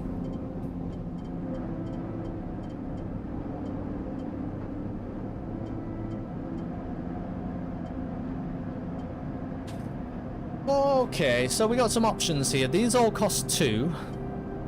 Oh, but this... I can get... Okay, can you just explain to me firm before I click it? Can I actually get this hard to kill? Because it's one upgrade point for each thing. but you have to go in sequence anyway, right? Like, I can't take predictive reasoning until I've made my Intuit skill a 0. I cannot. This costs 2, always. Keep 2 dice even when condition is breaking. That just seems like not an upgrade to be bothered about right now. Because I've got the medicine coming. I mean, I can't anyway, right? So it costs 2. It just gives the outline because you have the previous skill. Got it. Got it. Yeah, it seems like not a thing that I care about. Chance to gain cryo on interface actions is quite good. Chance to gain random scrap item on engineer actions. We're not really doing much engineer. Chance to gain energy after any engage action. Approach a problem head on. I think I'll go with the interface. Because we'll be like doing a few of those, yeah? I imagine. We've got places to put our wands now. So the ability to like gain a little bit of cash when we spend those wands. That seems like what I want to do. I also know like I could make this a 0, but at the minute it's just any task that's like that, we're just avoiding it anyway, so I'm not going to bother with that. I'm going to do this. We have a chance to get money now when we do interfacing. So we can still go to Dragos' yard.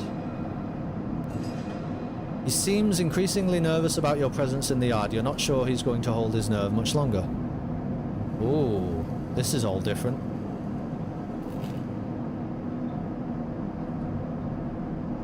Huh.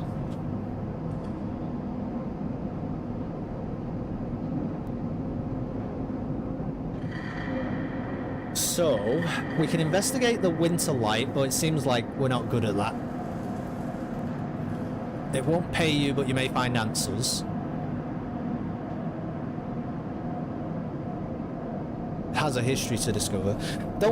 Honestly, don't really care about that at the moment. The cut of salvage. Shipbreaking is tougher than slicing up loose salvage, but Dragos is happy to pay you a fixed wage if you are up to it. So that gets me money, but there's also danger involved in it.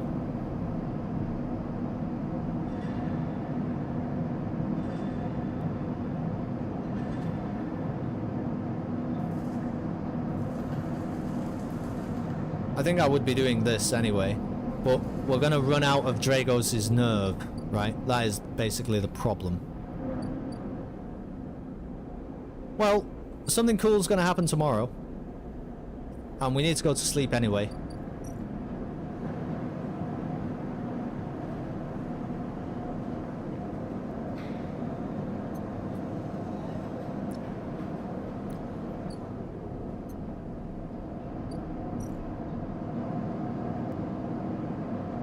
Let's end the cycle.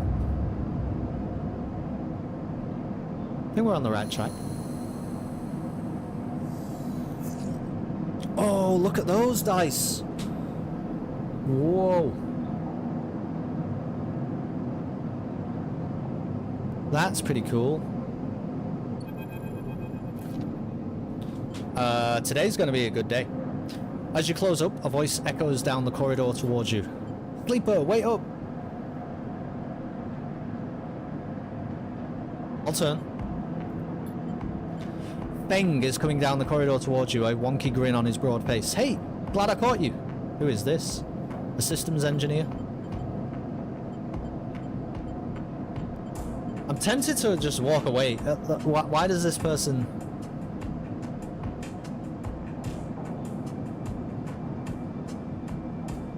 A wonky grin? See what happens if we walk away. Might as well try. Hold up. He catches you and walks alongside. I just want to chat, that's all. You staying in that thing? He nods back to the container, shaking his head. Rough. It can be hard to get a start on the eye. He looks away down the passage. What was it old Erlin said? The eye opens for us all. Nice idea, but well, not always very practical. He glances back at you. We do our best, but it isn't easy. We? You pass together into the main walkway. Havenage. We're all one dysfunctional family. Feng puts an arm around you. I'm not part of the security branch though, don't worry. I'm with systems. Yeah, what the fuck is Havenage? Think of it as an administrative association for the Eye. Depending on who you talk to, we either emerged as a response to or a continuation of Andre Erlin's original union. He smiles. Personally, I avoid the topic. He stops you in the quiet passage. Look, that's not what I'm here to discuss. I've been seeing some unusual network activity, and well, I know a little about you, sleepers. I have a small proposition for you. He glances around, but this is not the place for it. I have an office just across the way. Give me a cycle or two to prepare, then when you are settled, stop by. He lowers his voice and gives you a dark look. In truth, I need you. If what they say is true about you sleepers, well, there's work to be done. Okay. He pats you on the back, his voice bright, and his dark look suddenly gone. Stay clean, sleeper. He walks off down the passage, raising a hand in farewell. Interesting. But where is he? I don't even know where that guy is.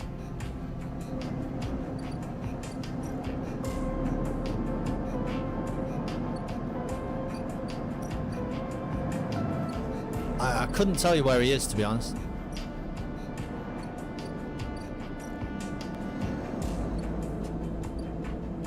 Oh, the Havenage watch list. That's probably if we do that. This is negative. I think I'm working out some of the symbols here. This would be good if it completes, right? This would be good if it completes, and this would be negative if it completes.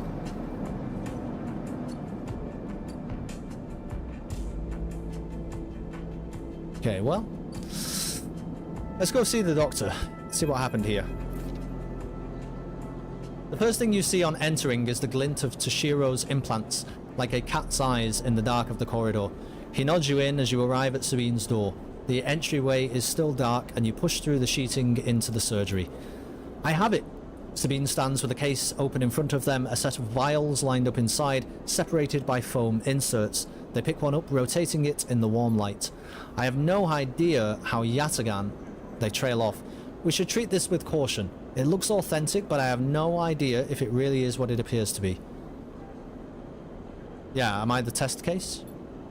That seems to be the case. Unfortunately, I'm not sure we have another choice. They gesture for you to sit on the bed.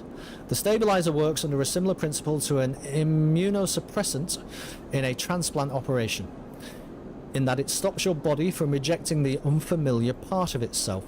In the case of your frame, the unfamiliar part is each of your biosynthetic organ groups, which over time are identified by your body as foreign material and therefore must be eliminated. I see. So we're killing ourselves from the inside.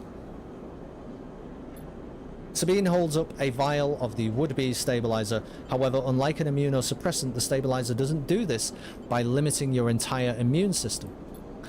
Instead, it re-encodes your biosynthetic organs with new protein chains which act as passcodes within your immune system. The stabilizer refreshes these passcodes, keeping your frame from rejecting all of its own organs. Passcodes? In very basic terms, yes, they sigh. Look, what matters here is that the stabilizer should be able to encode any organic or biosynthetic matter to be accepted by your immune system. They glance away. At least, if the stabilizer is genuine, the only way to know for sure is to inject the vial. They begin readying the syringe. I will start with a small dose to limit the risk. I mean, what choice do I have, really? How sure are you? I'm working with best guesses here, but the case, the vials, it looks authentic. Sabine cracks the glass neck of the stabilizer vial and uses a syringe to extract a fraction of the liquid. They tap the syringe and you watch as if any sign might emerge from the clear liquid. You barely feel the needle, your frame registering the initial injection, but with little response.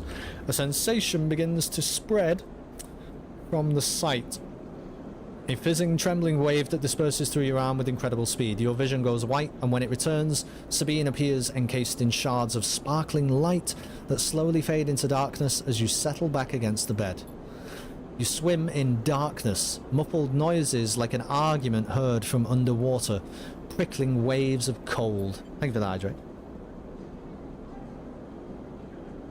It's a good decision, isn't it?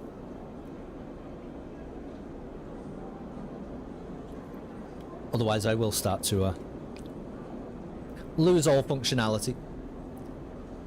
Also, do we have an exit poll? Also, yeah, I am hydrating with coffee. Welcome to the world. Do we have an election exit poll?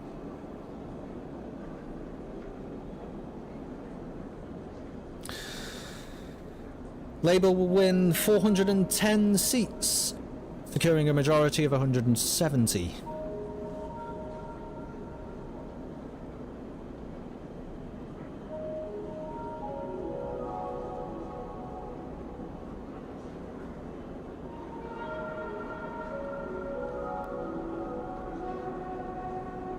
Two seats predicted for the Greens, 13 for Reform.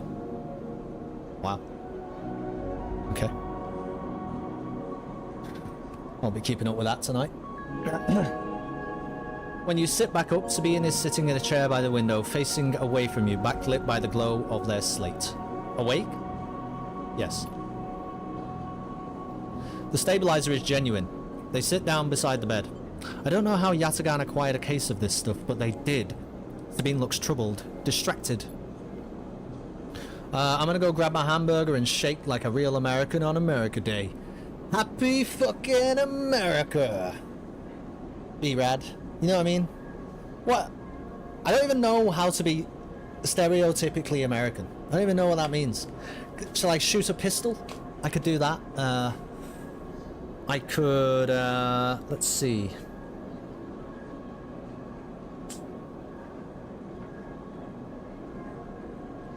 I could erect far too many, you know, energy-sapping lights outside of my home in order to create fancy images in the night sky. Is that American? It feels American because it feels bombastic. It feels...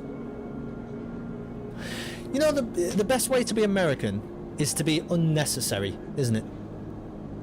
Eat a cheeseburger while winning a local gaming tournament and then call yourself world champion. Oh yeah, I could do that. I could start a World Series of Citizen Sleeper. There's an idea.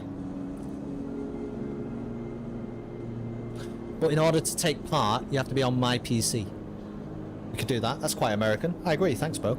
It's a good one. I don't have a cheeseburger, though. I don't have a cheeseburger.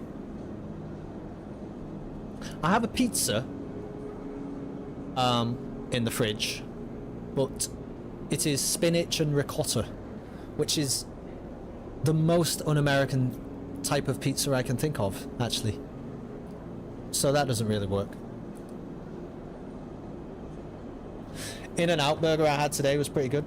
Honestly, the In-N-Out burger that I had when I came to stay with you in LA was fine. I certainly wouldn't, like, if somebody said to me, should I go and eat In-N-Out? I'd say, you'll probably enjoy it. Yeah, it's slight okay. It's probably better than McDonald's in a very, like,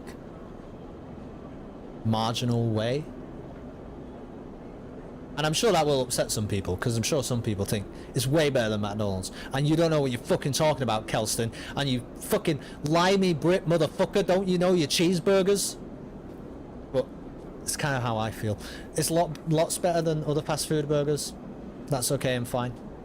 I just don't know if it's lots better. It's better. It's not made from heaven. No, it isn't. You're right. Yep, you know what, Bo?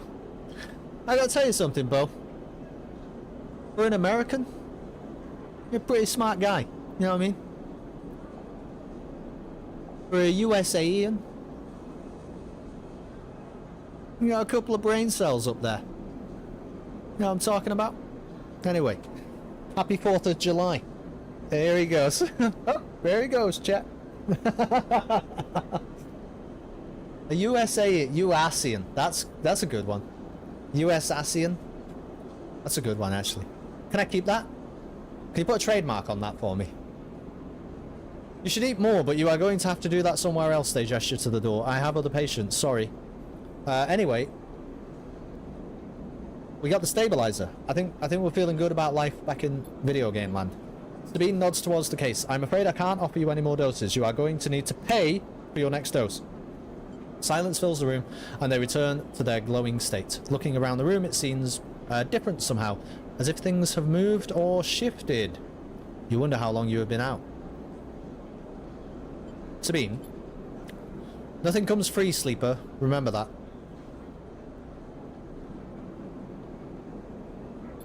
Thank you, Bo.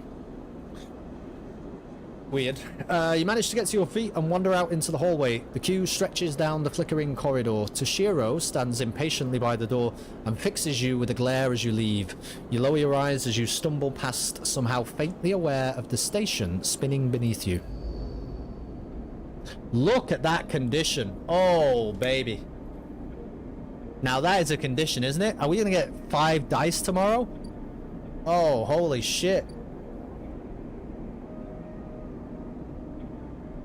So, let's go back to virtual world.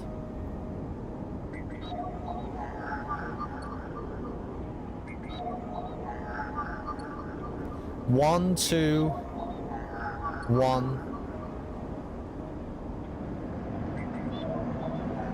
two, one. This doesn't work, does it? No, it's like a different thing. Okay, so 1s and 2s is how we get anything done there, then, basically. We could, like, come to the shipyard now, but this... Here's the thing, here's how I'm, like, thinking about things right now. The shipyard, right, has this positive outcome that I can work towards. And I have... Oh, you know what? I have 2 really good dice to, like, make progress on that today. However, this one has a negative effect that happens if I spend too much time doing fucking nothing.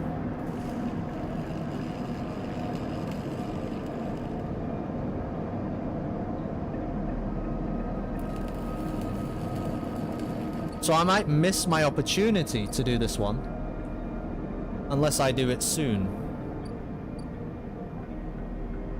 I just feel like the shipyard might have to wait. We can acquire stabilizer, it costs 100, so we do need to be making cash. We definitely do need to be making cash. The other thing that we could do is explore the market with one of our good dice now today. Like, if we, for example, put the 5 in there. Oh no, because it's -1, isn't it? That is the problem. So if we put the 6 in there... if we put the 6 in there, then we do actually succeed.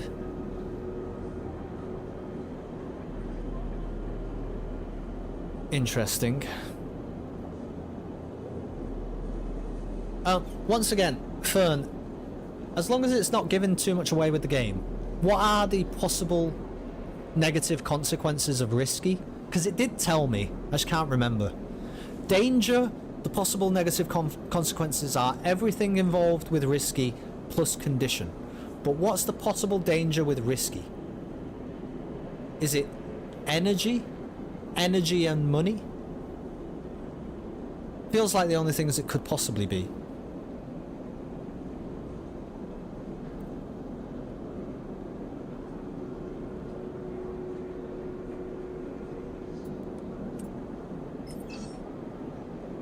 If it is that, then I might just use the 4. Yeah. What the game told you so far, it's money or energy. Yeah, that's fine. Then I think I'm going to use the 4 here. Let's do it. Positive outcome. More local knowledge. You keep your attention on the crowd around you as you pass along the bright walkways, taking it all in with an expert eye. We did it. If you look at your skills, there's a level 2 one that gives you a better idea, but that's more long term. Oh, okay. I'll check it out in a second. We have unlocked a new thing.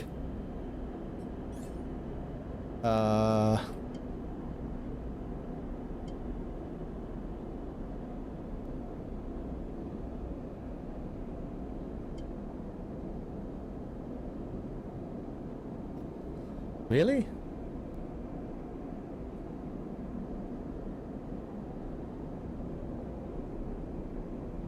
Oh, it's level 1. Oh, the predictive reasoning? Dice actions display potential positive and negative outcomes. I see. I feel like we're not going to be very intuitive. I just feel like that's not our character build right now. Ort Exchange, anyway. This is the new place that we found. So we can sell components. Not this, I imagine. No. So we need scrap components. Play the exchange. We're at -1 though.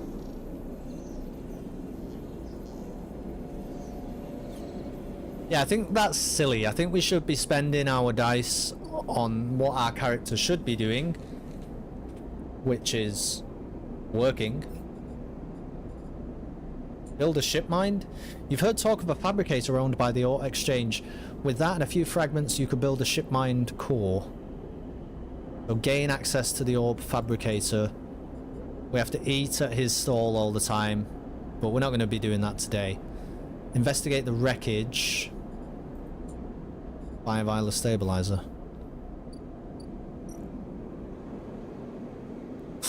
Yeah, okay. We're going to go back to work, to be honest. That is absolutely what we're going to do. And I assume we're going to do it here. I'm going to look at this and say it's danger, but we've got a 5 and a 6 right now. So I'm not worried at all about danger. I think I just spend both my dice on this, try and get a little bit of cash, maybe a little bit of... This is a fixed wage though. So is it better to be at this place?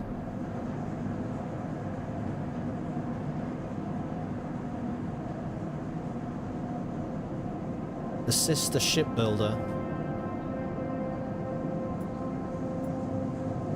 You have don't have connections, but you do have skills. You can get a shipbuilder to notice them. You might be in.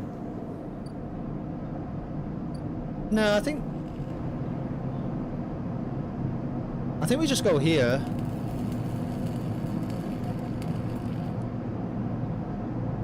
Yeah, well, let's put the 5 in here. Let's do it. Positive. Plus yard clearance. We got 16 cryo. So the 6 is a guaranteed positive, isn't it? Which is why I'm just thinking twice, you know, about where to use it. I don't think we have anywhere particular. I mean, maybe here. Oh, you know what we could do right now? I mean, I feel like with 5 dice, man, we're gonna be okay tomorrow. Like, we could spend the 60 to get through this.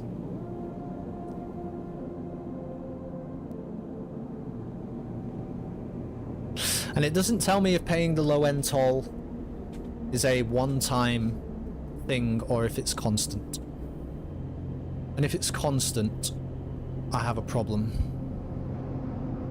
I feel like it's not very video gamey for it to be constant, but it's quite lore relevant for it to be constant.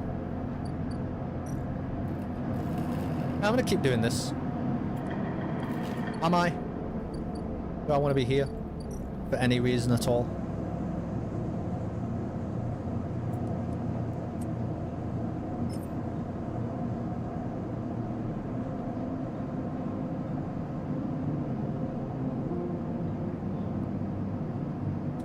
We're gonna get a lot of dice to play with tomorrow, and I'd like to know what some of the potential of those dice is.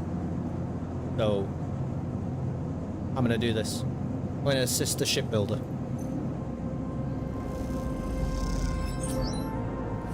Plus yard hand, +5 cryo. Okay, yeah. Okay. Well, we're working on some things. We're making some things happen. We got a lot of dice tomorrow. I don't understand what the yellow is. Oh, because it's... Oh, because I've, like, tracked things. Yeah, study the winter light. Build a ship mind. That's going to be there and there and there. Okay. Well, right now, what do I really want to be doing? Honestly, I'm probably just trying to buy a vial of stabilizer. Because we need to live. So let's go home. End the cycle.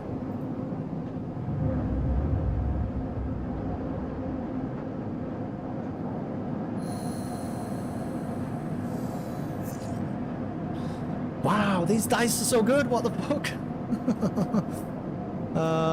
This...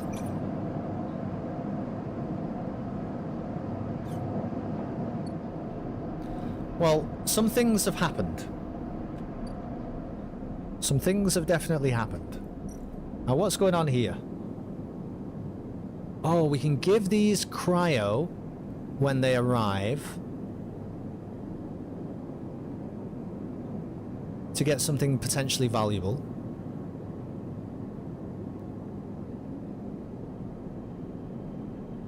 Interesting.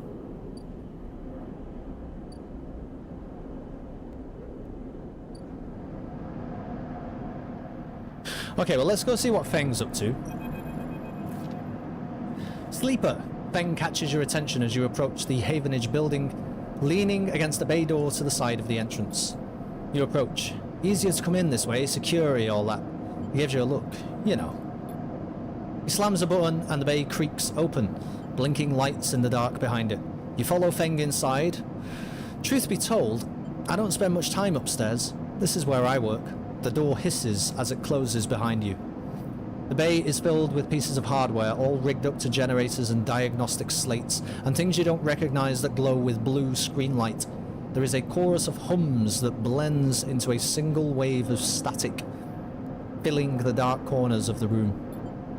Feng leans on a server stack and gestures around. You like it?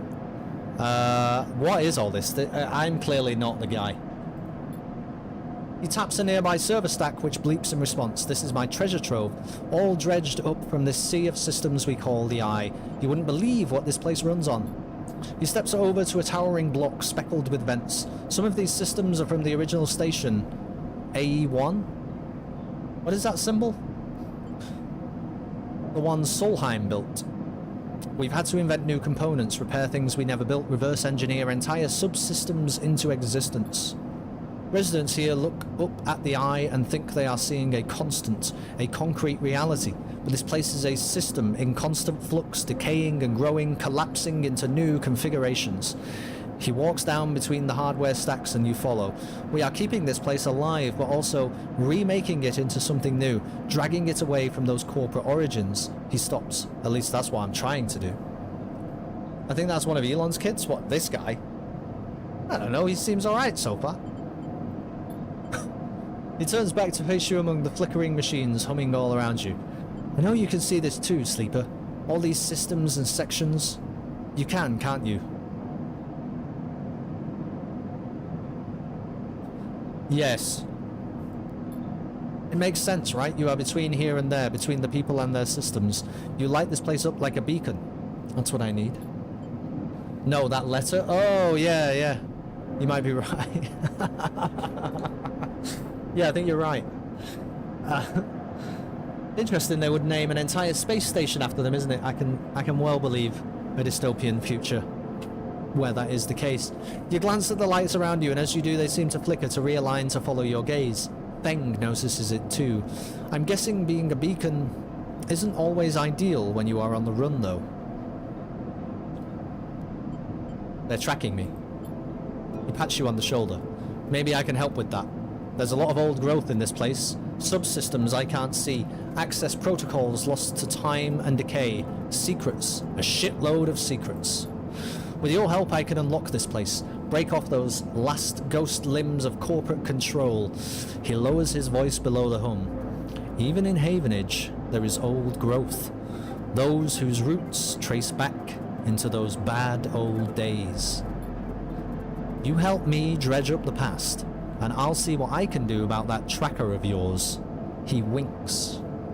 Alright, Feng. Apparently it's called Ash, or Ash in English. Yeah, I just don't know what it means. What do you say, Sleeper?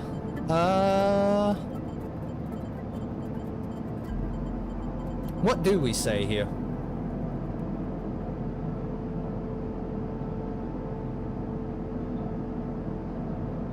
Problem is, of course, right now, Thing, I'm trying to survive and get rich. Do you feel like you can help me with that?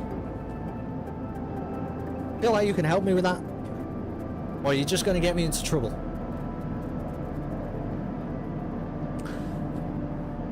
I think I'm going to think about it for now. That's okay with you. He looks away. Okay, you think about it. Feng passes you a ragged-looking metal tab. A gift, he smiles. It's a Solheim cipher. I dug it up from the depths of the station. Slot that into an old network gate and you'll be able to pull out all kinds of secrets from the nodes inside. He walks you back to the front of the bay. So, if you come across anything while you are thinking, maybe bring it in. I have an acquisitions budget and I'm not afraid to use it. Okay. He slams the door button again. Think on it, sleeper, and I'll see you soon.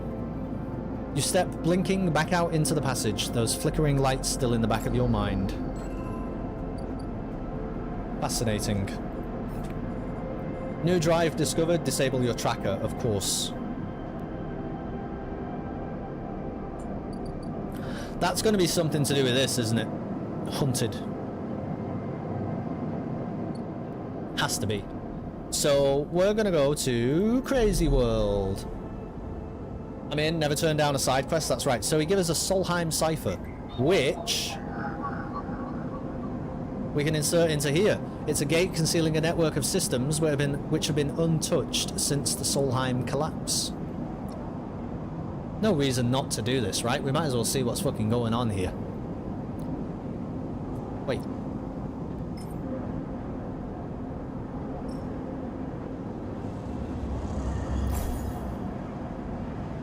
Plus gate S7 access. With a squawk of noise, the old gate flips open, granting access. Okay. Oh, so now we can go to these things inside. That one's a 1. This one's a 4. Does it really?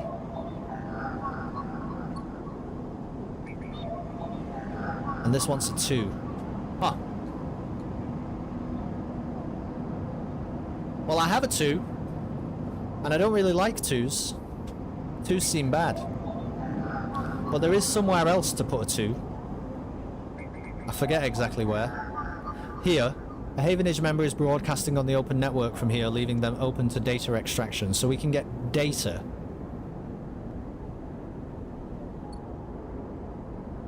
Or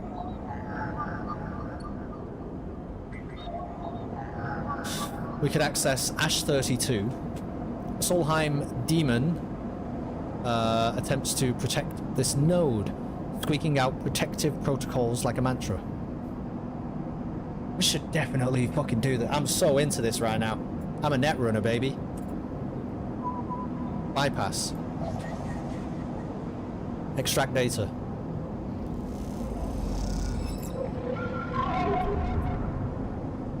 A set of data unearthed from the Eye's old corporate subsystems.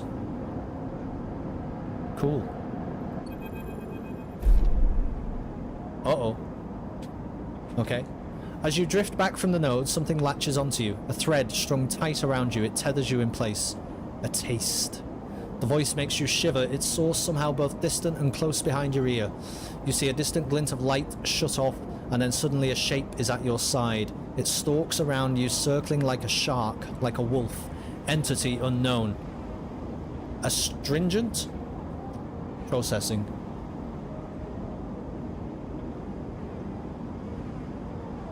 I'll stay still. Please hold. Is it fucking this? What is this?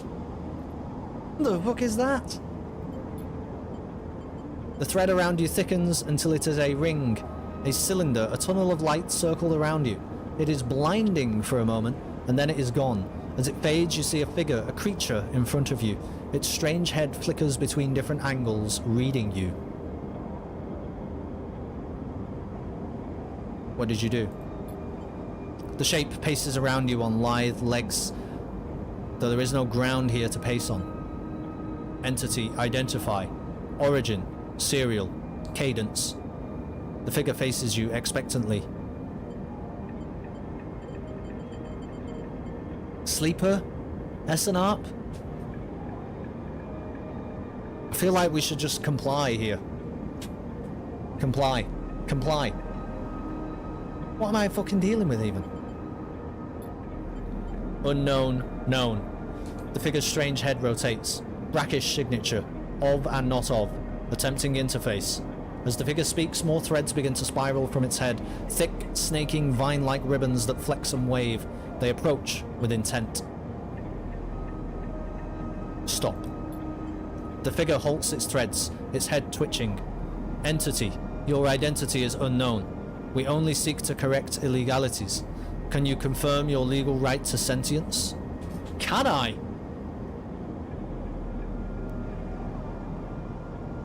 Okay. Actually, no. I actually can't. But that seems problematic, doesn't it?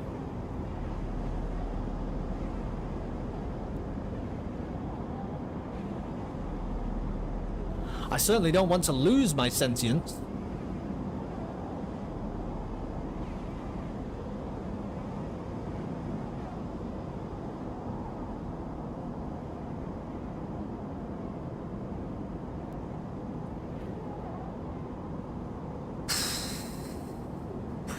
I'm gonna say I'm a person.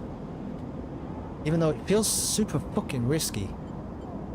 Late stage capitalism. Incorrect. You are an entity. All at once, Hunter's head is directly in front of yours, blocking your vision. You stink of their taste. The one from the sealed dock. Hunter shimmers with fury. I will find access. I will interface. I don't understand. An entity hides in the rotunda. You are its puppet. Hunter extends a razor-edged thread. I will not be diverted from my task. It glows with murderous intent. Well, we're fucking dead now, aren't we? Strike. You lash out with all your force. Not a physical strike, but a focusing. A spike of interference leaping out like the tip of a spear. Hunter stumbles, shifts, and separates. Wake up. You open your eyes, blinking back into the station light, shaking with fear. Okay. So we need to be fucking careful.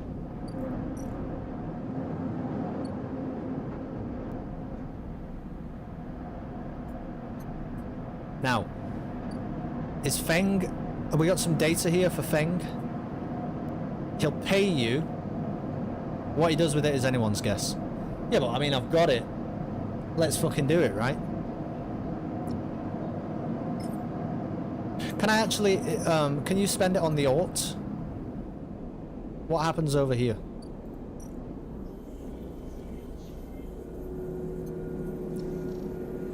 No. Alright, well, we'll give it to Feng then. Let's see what's going to happen there.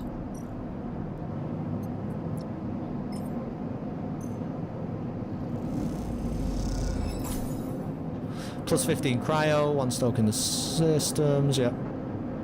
Feng's eyes light up as the data is transferred over. He hands you a stack of chips and waves you off. Okay, so we got some cash. We did a thing. Pretty cool. Pretty fucking cool. Are we going to start spending some money on this? We're really good at this.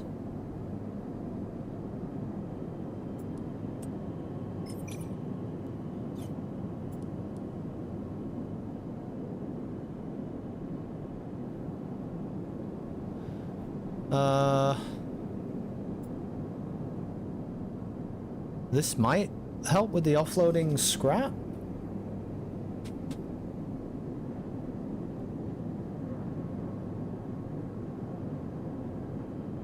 They'll pay me a wage. Let's see what their wage is like, because I'm really good at this and we've got a 5 dice. I'm gonna spend it here. We get 100% positive outcome because it becomes a 6.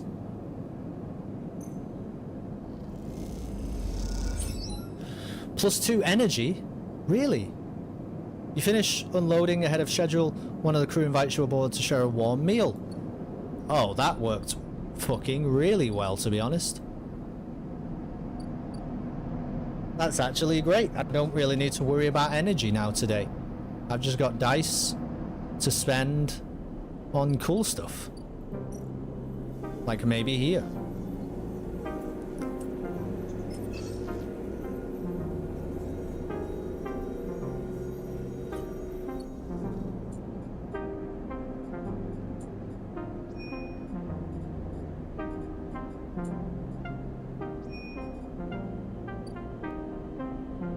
I've heard talk of a fabricator owned by the Ore Exchange.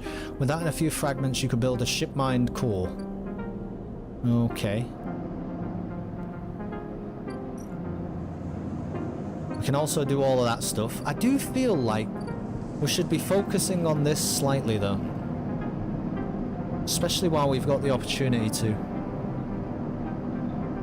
With these good dice, you know? 2, 2. Then what do we do with the 3? Just risk it somewhere? Actually, is there not a place here that wants a 3? Don't think so.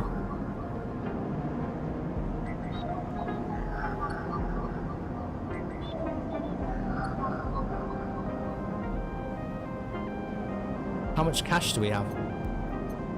We could also, while we've got some spare dice, what about if we... I like this idea, actually. What about if we go to the other section that we haven't been able to go to yet? Because we've got, like, so much cash to spare. It's actually unreal. Oh, but we also want to buy one of these, don't we? And we have 100 now.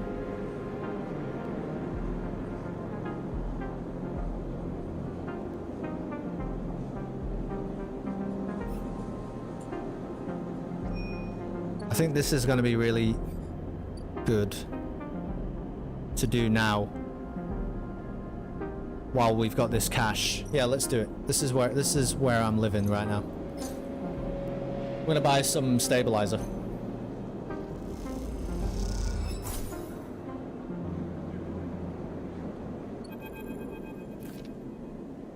As you quickly leave the surgery, eager to be away from Toshiro's glare, you notice something wrapped around the stabilizer vial clutched tightly in your hand. You open your hand and a thin film, marked with holes and sigils, unrolls from around the vial. At one end, it has a hard metal strip, a handle. Inspect the... handle. The metal handle is it usually gives you both options, doesn't it? The metal handle is worn and pitted, but you can see a set of numbers imprinted into it, 207-F, and then crudely scratched into the handle at some later date, low end. Inspect the film. You hold the cloudy film up to the light. It is perforated with an ornate pattern of holes. You can make out a word among the markings. Passkey. Is this an entry key for somewhere? For a moment, you consider going back to the surgery to return the key, and then quickly think better of it. Did Sabine want you to have this, or is Toshiro passing on a message? Time to head to low end to find out. Okay, so we do have to go there. We do have to go there, but we completed a drive, so we get an upgrade point, which is really very cool. And we could actually give ourselves +1 to interface, but don't love that right now.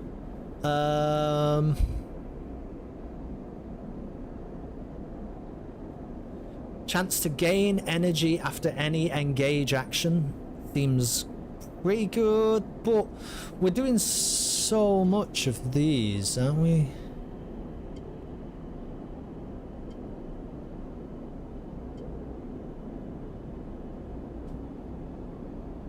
We need to, like, lean into something. I guess we could also... I'm not opposed to just making this a 0 now.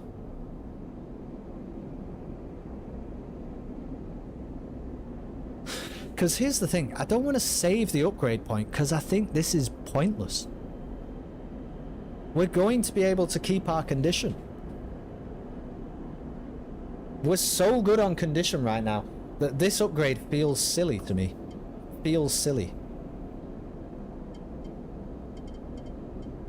So therefore, do we take a stat boost to interface, which seems like it's only useful in the digital world, where I don't think I care enough.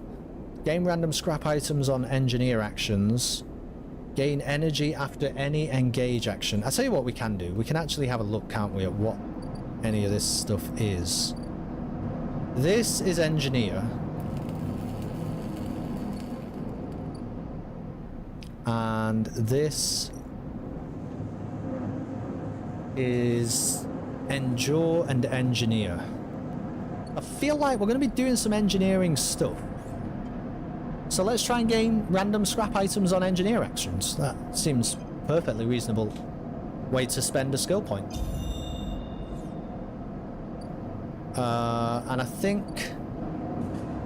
we'll go here while we've got the 6s. We don't have to worry about the danger and we can keep clearing it. Hopefully before this. This is a cycle clock. We got loads of time, but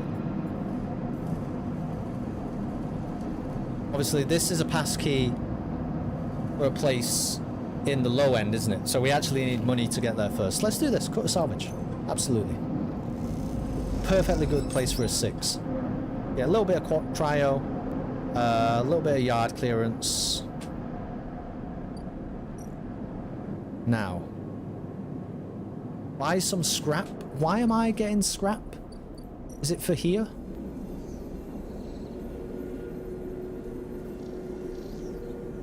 I mean, we might as well try that. If we get a scrap, which costs 20, and then sell it, we might as well see how that works. I think that's going to stand us in good stead going forward. So, let's do this again with a 6.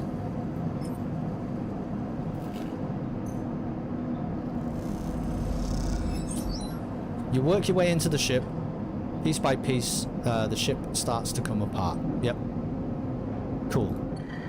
And now we got a little bit of cash. We're going to head to this freighter here. We're going to give him some cash. I'm going to go grab an item. So, that cost 20. So now when I bring it to here, what's going to happen? Plus 12. Ugh. Well, it does help us to be a trusted trader, doesn't it? Why are we trying to be a trusted trader? Oh, because ship mind. Yeah, well, I like this strategy so far. Do I, though? We need to get to low end as well. It's costing money. Yeah, kind of scammed. Is there another way to do that? Check out this drive.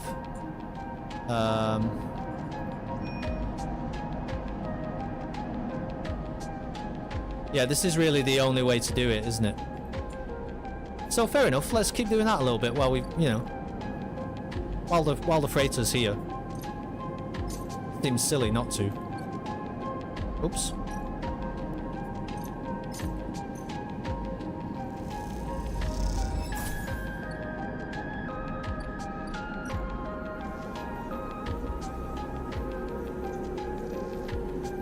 Oh, ship mine fragment.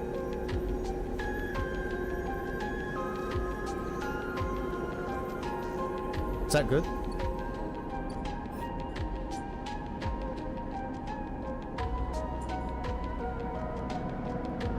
What can I do with that?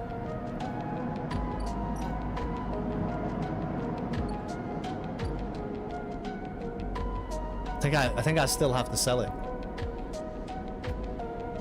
Could be reassembled with the right tools and a few more fragments. Can I actually sell that? No, it actually won't let me sell it, will it? So that's actually just a thing I needed to do, I suppose. So how many ship mines do you need?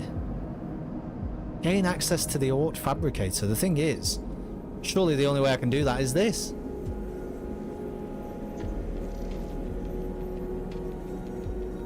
And the problem is if I put a 3 in here, that just seems like I'm not doing that.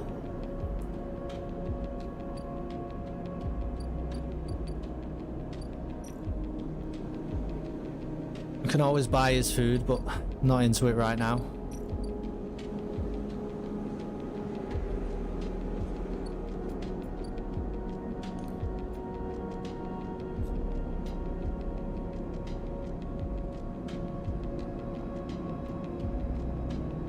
How do I activate emote only? Oh yeah, done. I think actually subs can get around it. I think that's how Twitch works.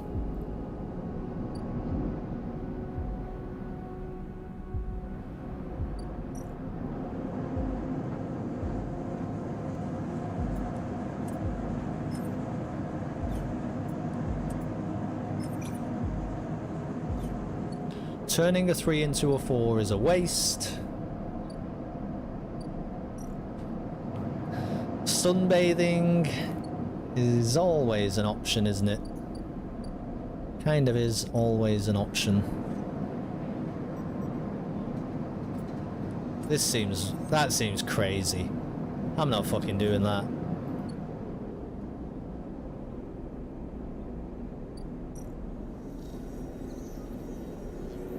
Hey, not sure. Good to see you. Oh, what's to do with this fucking 3 dice die?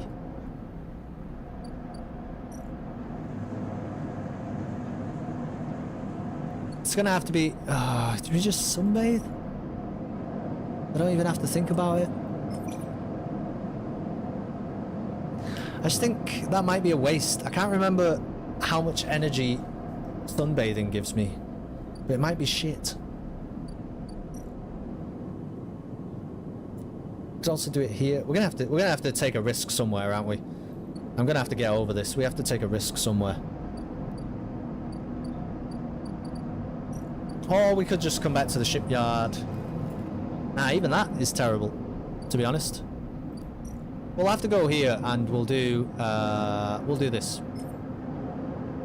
Assist the shipbuilder.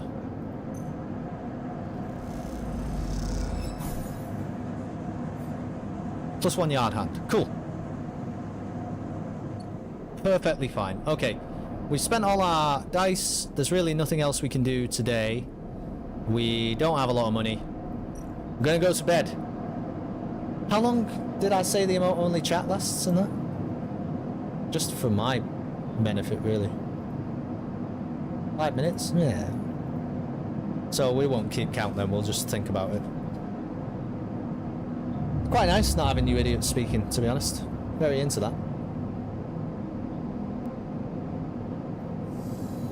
Oh yeah, there you go, Bo. Listen, Bo. Play the game. Oh shit, look at these dice. Look at these dice.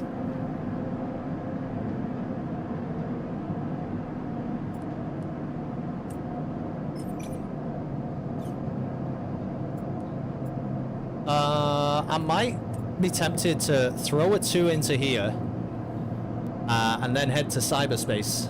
You know what I'm saying?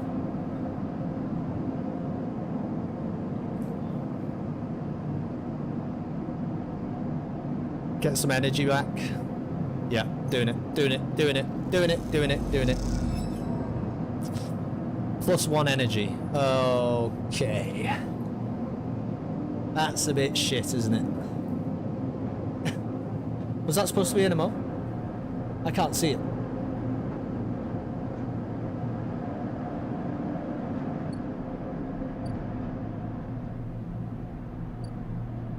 Alright, cyberspace. Here we go. So we got some 1s. Which, are any of them useful in here? Yeah, baby. Give me that.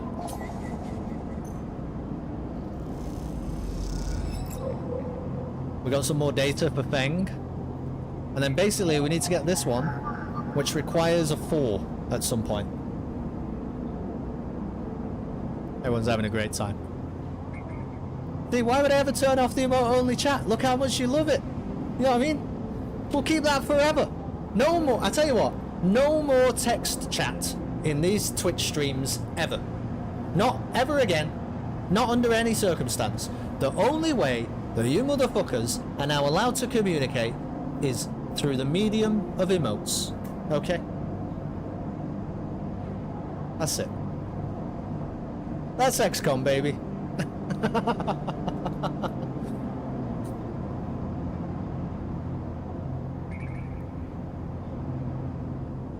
Okay, I've got another 1. I don't understand what these keys are for. So like we can get more keys, but oh, you know, I might spend a 1 on this, man. Do you want me to turn it off now? I'll tell you what. Yeah. I'm asking chat the question, how is Zentar still funnier than all of us, even in emote only? It's crazy, isn't it? I'm asking chat now, okay? Would you like me to now turn off emote only chat? But crucially, here's the thing. You can only reply in emotes. So, the question is, would you like me to turn off emote only chat? That is the question. Would you like me to turn off emote only chat? You can only reply with emotes. You have 60 seconds. I'm enjoying this actually.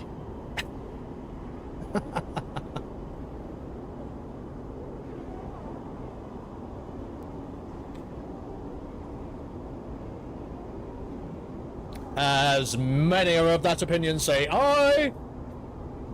Of the contrary, no. Division. Clear the chat.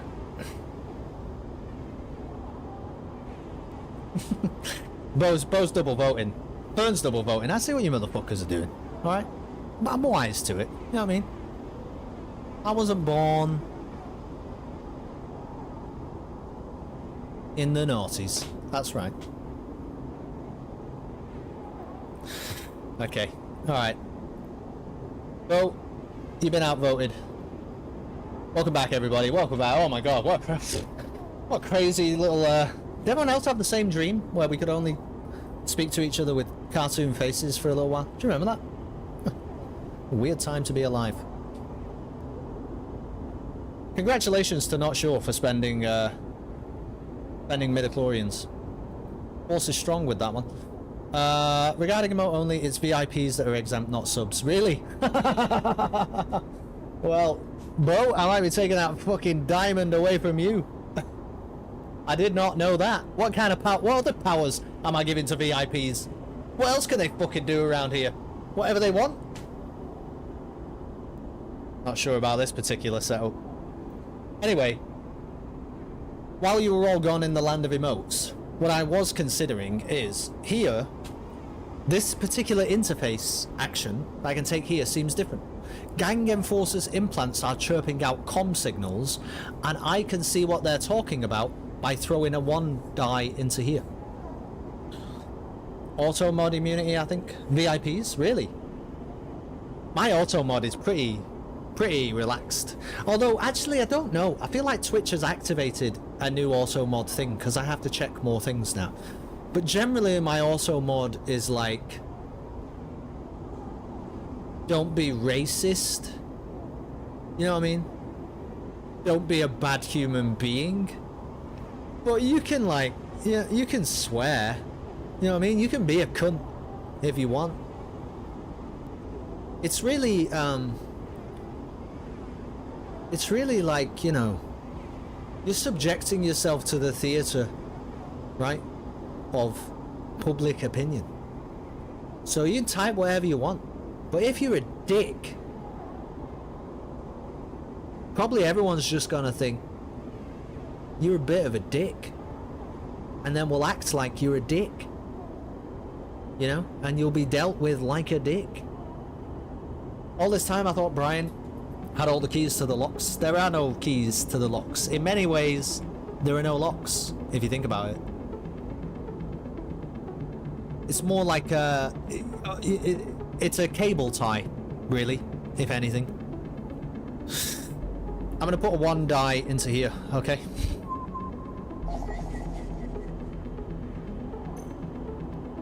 I wasn't thinking about it. We got Yatagan data. Check this out.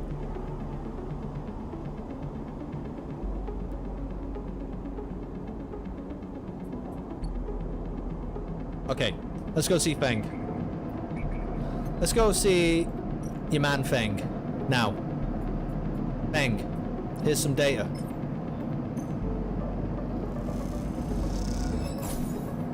Yes. Do you want this data? No. What do I do with that data exactly? Could be anything. You know what we can do? We can go back to the market. We could get ripped off again.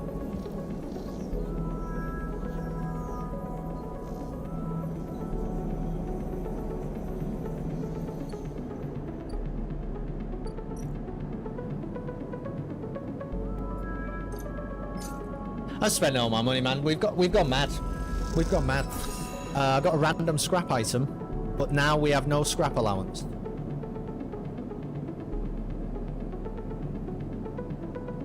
So I don't know.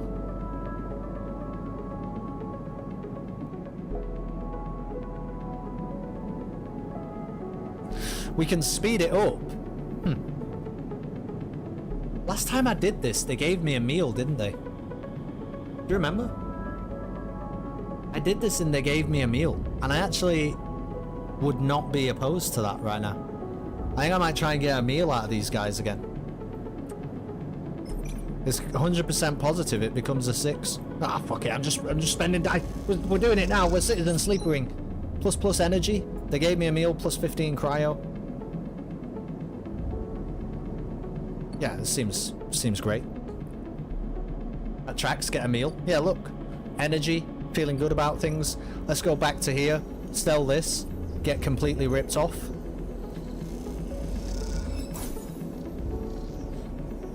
Okay. Making progress. But I assume... Yeah, this is gone.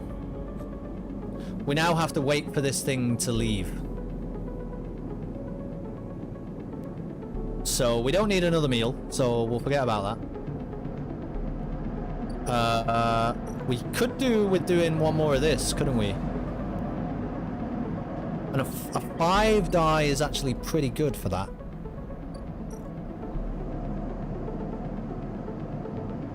Could become a 6 here, though.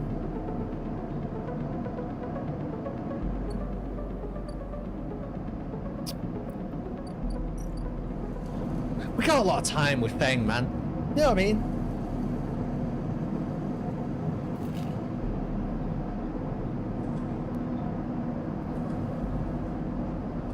I feel like that's a 6 slot, isn't it? That's a 6 slot for me. That's a 6 slot for me.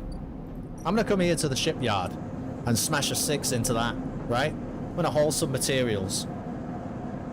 Trying to help a guy out.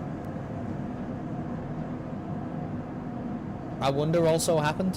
One more makes sense. It's not XCOM, so I don't really know what is going on.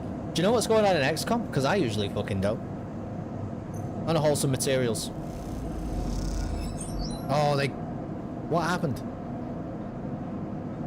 They gave me a meal.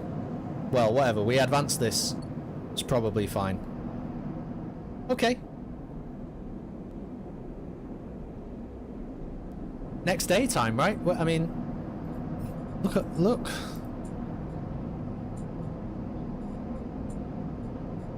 Help Feng track his leads? Don't really understand what that means. We're going home.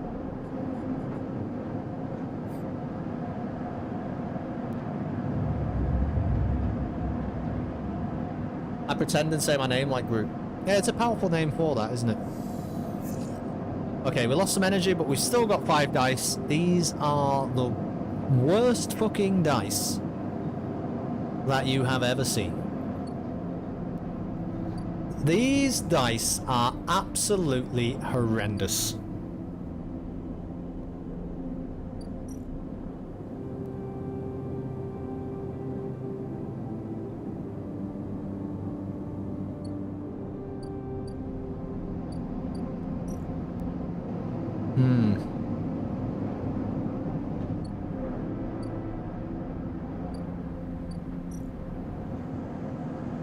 So with those dice, it's casino time. Basically, yeah, I won't go through the whole game, not sure, obviously, because everyone else has been watching it a little while, but cities 5 up here, they get rolled at the start of every day, which is called a cycle. And you basically put dice into things to take actions, right? But I also have certain skills, so you can see here, I have a +1 in the endure, stat currently, which means any die that I put in there, so if I put a 2 in, it becomes a 3, right? If I put a 4 in, it becomes a 5. And the actions will generally have positive and negative effects that can happen from it, and the better a die is that you're putting in it, the less likely you are to suffer negative consequences. But yes, the dice will roll randomly at the start of each day, and then you kind of have to work out what you want to do with them. And basically, higher numbers on the dice are better. So we've got some pretty rubbish ones here. We're doing pretty poorly right now. But we can go to cyberspace and maybe get rid of some of these bad ones. Like, oh, that one's a 4.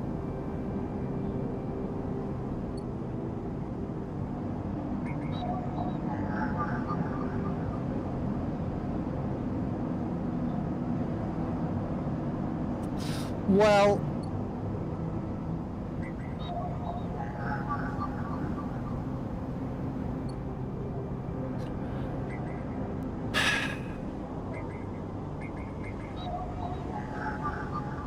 that's a key node. Havenage agent. Seems like this game seems like my speed. I mean, it's pretty chilled out. But the story is engaging so far. Oh, we need a Havenage cipher. Hang on then. Can we get one from here? Wherever it is. Let's try this. Let's put a 1 into here. Oh, a 2. Yeah, it's still a 2 is fine. Let's do a quick bypass on this data. Havenage member is broadcasting from the open network. We acquired Havenage data. Perfect. So we can probably apply that down in this cyberspace thing here. This gate keeps traffic out of the Havenage shipyard's internal network. The correct cipher can grant you access. Well, oh, we don't, do we? Ah. How do you get a cipher then?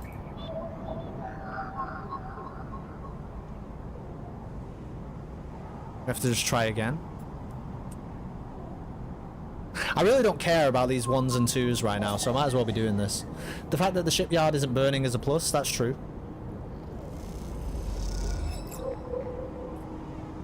We got more Havenage data.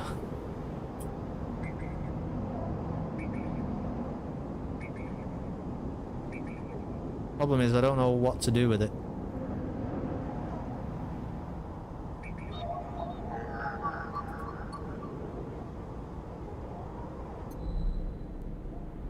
Don't know what to do with it.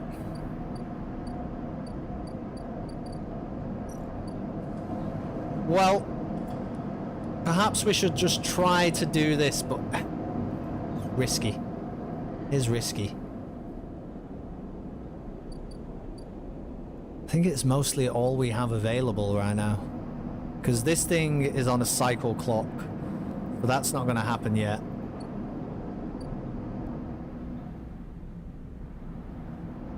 This, what is this? I guess you can put a 4 into there and then you can guarantee you're not going to have anything negative happen. They generally give you a meal though, don't they? So we'll hang fire with that. We're going to come here and we'll put a 3 into there. Let's try and do some more cutter salvage. Who knows, maybe this goes well. Little risk versus high reward. Yeah, a little bit. Let's do this. +1 yard clearance, +16 cryo. So we could technically now put the 1 in, but that just seems bad.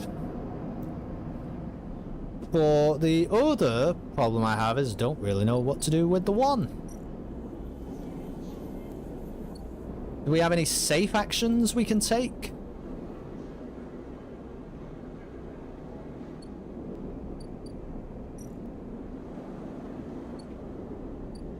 Don't think so. Everything's a bit risky. I suppose we could sunbathe, but spending a die on that is... We've got so many ways to replenish energy now that we just don't really need to worry about that. Put the 1 here. I don't think we stand to lose too much by putting the 1 here.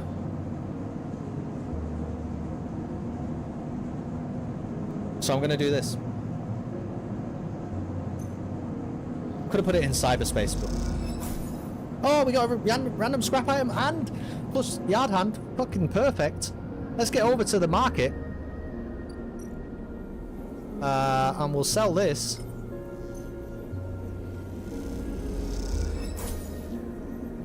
And we're very nearly a trusted trader. And now we have that 4 to spend. The other thing that we could do is this a good time to pay the low-end toll? It's got to be a one-time thing, hasn't it? There's no way you have to pay 60 again to get back. Right?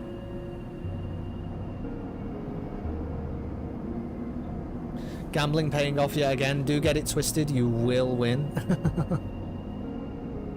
Explore more? Yeah, but I have to pay this toll of 60. I only have 65 money right now.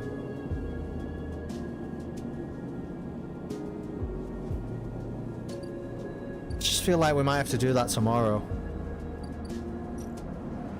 Pay the toll? What if we get stuck though?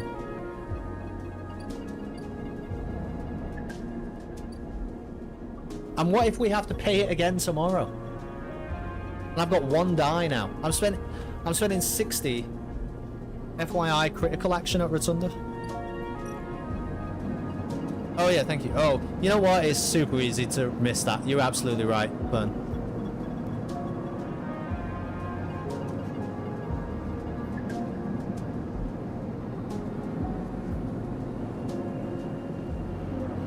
Yeah, but like, I can do it whenever though, yeah? Don't really fancy doing it with a 4. Yeah, I feel like the toll is bad. The toll just feels bad. This is really probably quite dangerous.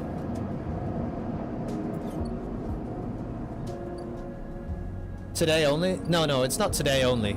It just means a critical action means you can only do it once. You can only do it once, I think, per game. Not sure. But not once per day. It's not like only on this day. You do it any day you want. At least, you know, as far as I know. You know what we could do with the 4? Is we could potentially complete this Feng thing by heading back to cyberspace and grabbing the Stolheim node from there. That requires exactly a 4. And I am kind of sitting here right now thinking 4... The only other place I've put it is there, to be honest. And that gets me... That might be inefficient in terms of energy. But I'm going to do it. We're going to go cyberspace. Now, the one thing that I have noticed when we've been out and in and out of this is the hunter up here. And I think possibly when we do this, it might activate the fucking bad thing, so... Hold on to your hats.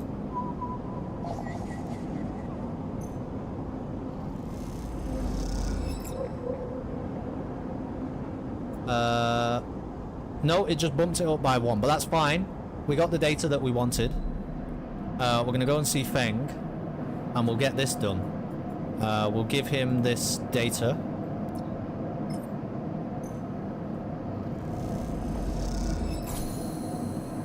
Nice. Scoping the systems.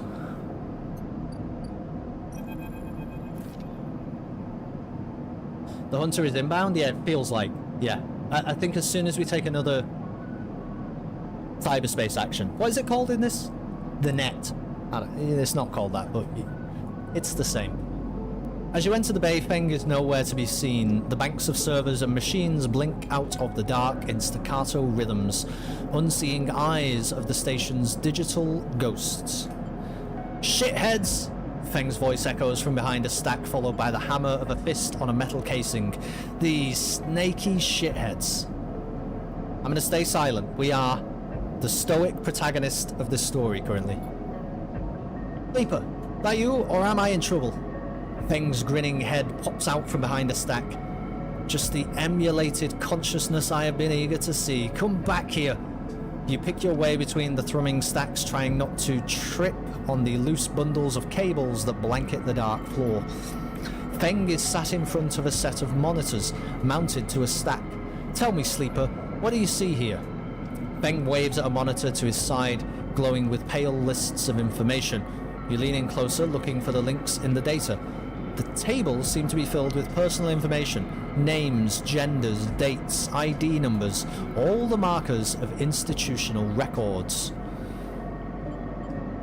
What do I see? Do I see shitheads? I keep hearing a song looking for love in all the wrong places.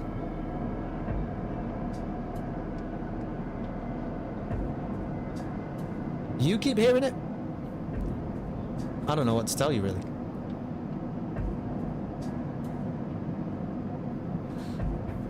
I'm gonna say I see shitheads, because I'm an idiot sleeper.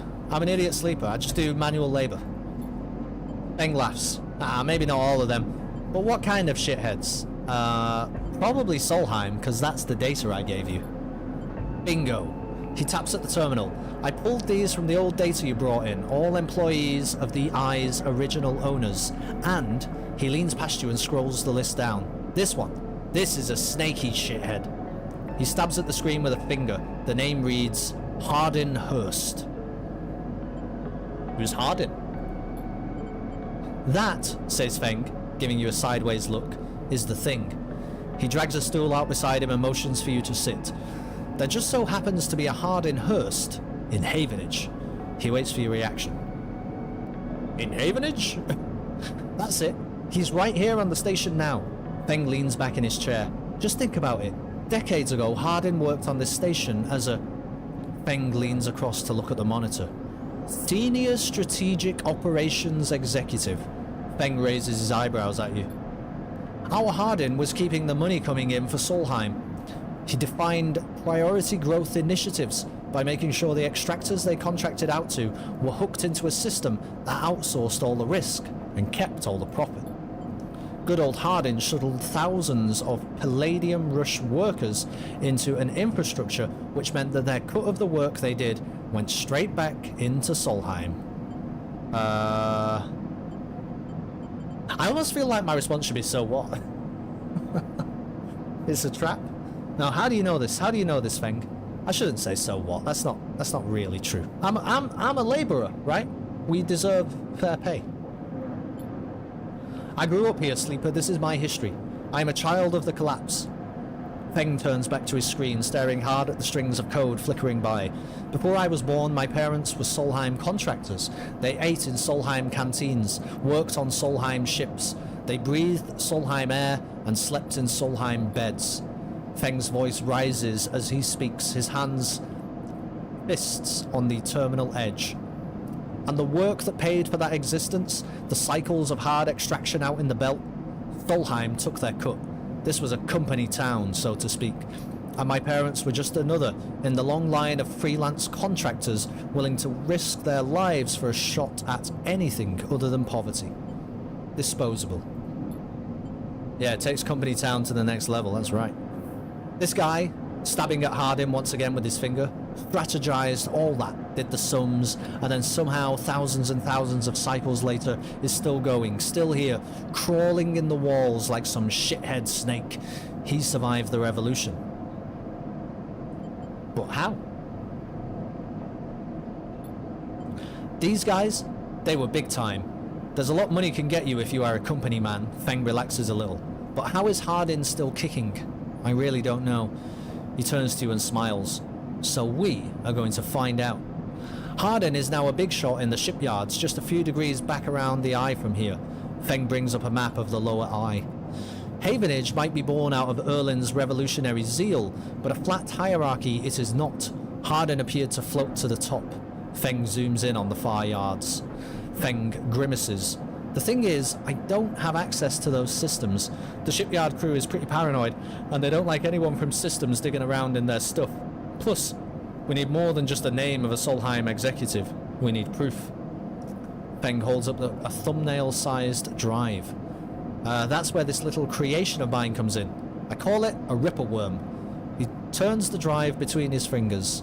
It'll rip through any digital storage and spin out a silken thread of filtered data. This one is set on the scent of Hardin Hurst. He hands it over. Getting into the compound might be tricky. Feng puts a hand on your shoulder. But you, however, have a particular knack for remote access. Do I? I guess I do. Feng grins. If you can extract yourself a Havenage cipher from a Havenage agent, they sometimes carry them among their data caches. You can crack open the compound's network and slot the worm in through any open port. You never even need to go near the shipyards. So what do you say? Up for it? Do I have any of that? I've got Havenage data. What's in it for me? Rooting out a corrupt snake not enough? Find the information and I'll start work on that tracker of yours. Feng scratches at his chin. Anything the worm gets, it'll send it back here to me. There's something wrong here, and I aim to get to the rotten core of it. You leave Feng digging through data among the wires and machines of the old station. As you walk out, you try to imagine the Eye as it once was, a vast machine running smooth and strong, directed by people like Hardin. A vast Solheim-built machine into which thousands poured from the surrogate systems looking for a new life. The hope of a better future, engineered to line someone else's pockets. It's an idea you are intimately familiar with. You think of Hardin still alive, still part of this place, and wonder if the past is ever truly past. Okay, so we've got a new thread, probably.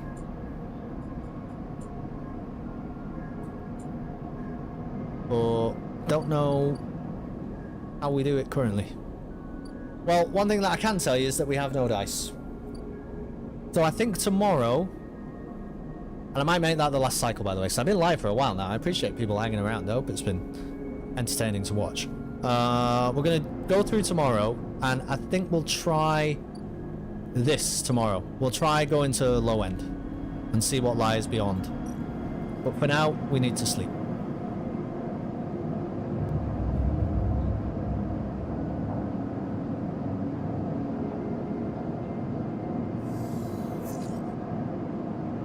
Only get 4 dice today, and 2 of them are 1s. 2 of them are indeed 1s, but check this out. We can go here. This is what we're going to do. We're going to spend the money now so that we feel less risk. After some spacers caused some trouble in the low end, Yatagan have imposed a toll for entry. No one gets in without paying. We're going to pay. You hand over the chits to the Yatagan enforcer and he nods you through. Nice. So, we just opened up an entire new... Oh, so it is just a one-time thing, isn't it? And we just opened up an entire new region of the map. We can pay for passage. To reach the Greenway, you need to pay for a pass, a practice invented by the Spacers. So that's 150 to get over there. There's a free spoke. What is this, sorry? Towering transit hub. We can scale it. Blistered with precarious elevators and stairways, the spoke can be navigated from the outside, but the climb requires bravery. We can also do this. A tangled network of service passages and makeshift tunnels cut through the spoke as if it were a hive. There are no maps here. So we can like do this with a 6, you know, but whatever. I don't know why we're even thinking about the... Oh. Okay, so this is low end. No one knows you're here. You'll need to change that if you want access to the low end's residents and facilities. We actually need to like do things here. Maintained by the residents. The ramshackle blocks are always in need of repairs. Helping out is a good way to make friends. I tend to agree. And that would give us real like positive motion there. I believe we still can't interact with this currently. We could potentially help these guys out though and get a bit more cash, and we know we get a meal, right? But also these guys tend to give us a meal, don't they? These guys tend to give us a meal, and it gives us a bonus to this, and we can use a 5 on it and do really well. So I think this is what we do with our 5 today. I'm gonna throw the 5 into here. We're gonna haul some materials, try and help out in the yard. So we've done the yard hand, and we got only 1 energy, but better than having 0 energy. Okay. And now we meet the worker and the daughter in the yard. So we have actually made progress here. This is cool. This is in the Havenage construction yards. From the walkway, the sidereal horizon looks impossibly vast, a landscape of plating and frames. All along her flanks, torches flicker, drones maneuver, arc lights glint. The sense of scale of industry is both stunning and strangely unsettling. I see. From the walkway, the sidereal oh, no, I already read that. She's quite beautiful, I think. You turn to see a figure a little way down the walkway, leaning at the railing. He is thin, ragged, his work gear poorly fitting and loose. The torches of the sidereal horizon flicker in his eyes as he turns to you. Lem. He leans back from the rail, revealing a child standing beside him, staring out at the ship. And this is Mina, he adds with a smile. Ah. I mean, we'll not greet the man's child, we'll greet him. Hi, Lem. Hi, he replies plainly, then shifts a little closer down the rail. Mina stares and tucks herself behind Lem, who dutifully picks her up. Mina looks out from Lem's chest, a dark brown eye twinkling among the rough material. You working on her, then? Lem asks eagerly, gesturing to the vast ship, or just admiring. He shifts Mina's weight to his other arm. I am working. I'm always working, Lem. That's what I'm here to do. Me too, me too. He flashes a Havenage pass. I knew it just to look at you. I mean, he stumbles a little over his words, not wanting to be misunderstood. I mean, you look like a worker. She's Mina, and my ticket out of this place. Our escape vector, so to speak. How? You haven't heard? Anyone who takes a Havenage contract on the sidereal horizon will be entered into a draw for the transit support crew. He smiles. We won't get to sleep the journey through, but a couple of decades of service will be nothing for me and Mina if it means landfall on a new world, he winks.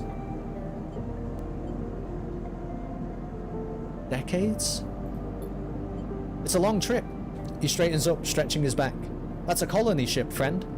The Sealis Foundation is sending thousands of people to settle a system well outside the reach of the core worlds. It'll be totally independent. It'll be a totally independent colony. No surrogacy, no corporations. Sounds crazy. Could be, but you see another way out of here. The way we can build a home somewhere with real gravity, real air, rain. He plays with Mina's hair absent-mindedly. Rain, Mina. You'd love that, I think. Mina responds by pushing his hand away. Daddy, she whispers. Food, pulling an exaggerated grumpy face. She glances furtively at you. Don't believe I've ever heard that word in my life. Furtively at you as she plays with a set of dog tags that hang from Lem's neck. I'm just chatting a little, Meanie.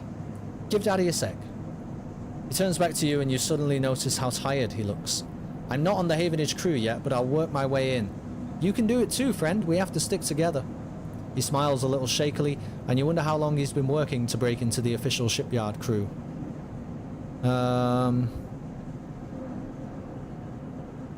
We do have to stick together, Lem. Holy shit. I am so on Lem's side right now, it's unreal. He pulls out the sidereal horizon as if trying to pull energy from those flickering torches from the vast hull. We've got to hold out, okay? You aren't quite sure if he is talking to you. That's how it works. While he stares out, Mina catches your eye curiously. Now stay silent. You hold her gaze and a smile creeps across her face, her features lighting up like a city coming awake at night. Then suddenly she leans back into Lem's chest. Lem smiles and lifts Mina. That's it, we hold on. He smiles sheepishly at you. We are just a couple of softies, isn't that right, Mina? He sets her down, standing by his side, and she clings to his leg. Gotta go feed this one. He pats her back. Maybe see you on a shift, huh? He turns and they walk down the walkway away from the shipyard. You see them talking, and then a moment later Mina turns around and stops. See you, robot. Her shout echoes down the walkway and she flashes you a parting smile before running to catch up with Lem. You watch them a little before you turn back to the impossible scale of the sidereal horizon. Ticket out. New drive discovered.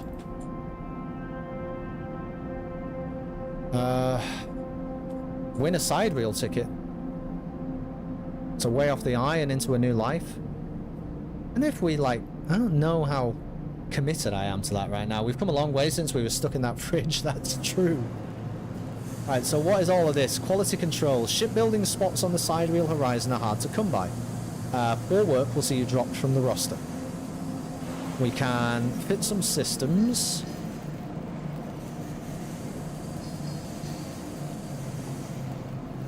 Or we can fit some structure.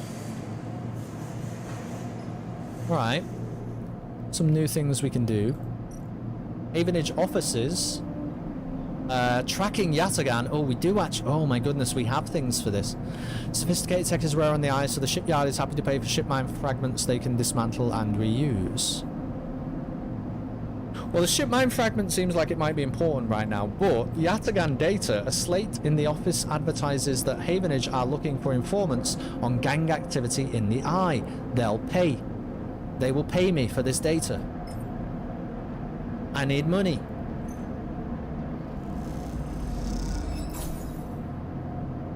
Plus 10 cryo. I mean, 10 cryo is better than not 10 cryo. You know what I mean?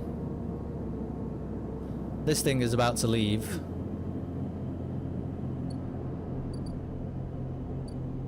Now, what do we say? There's a critical action here.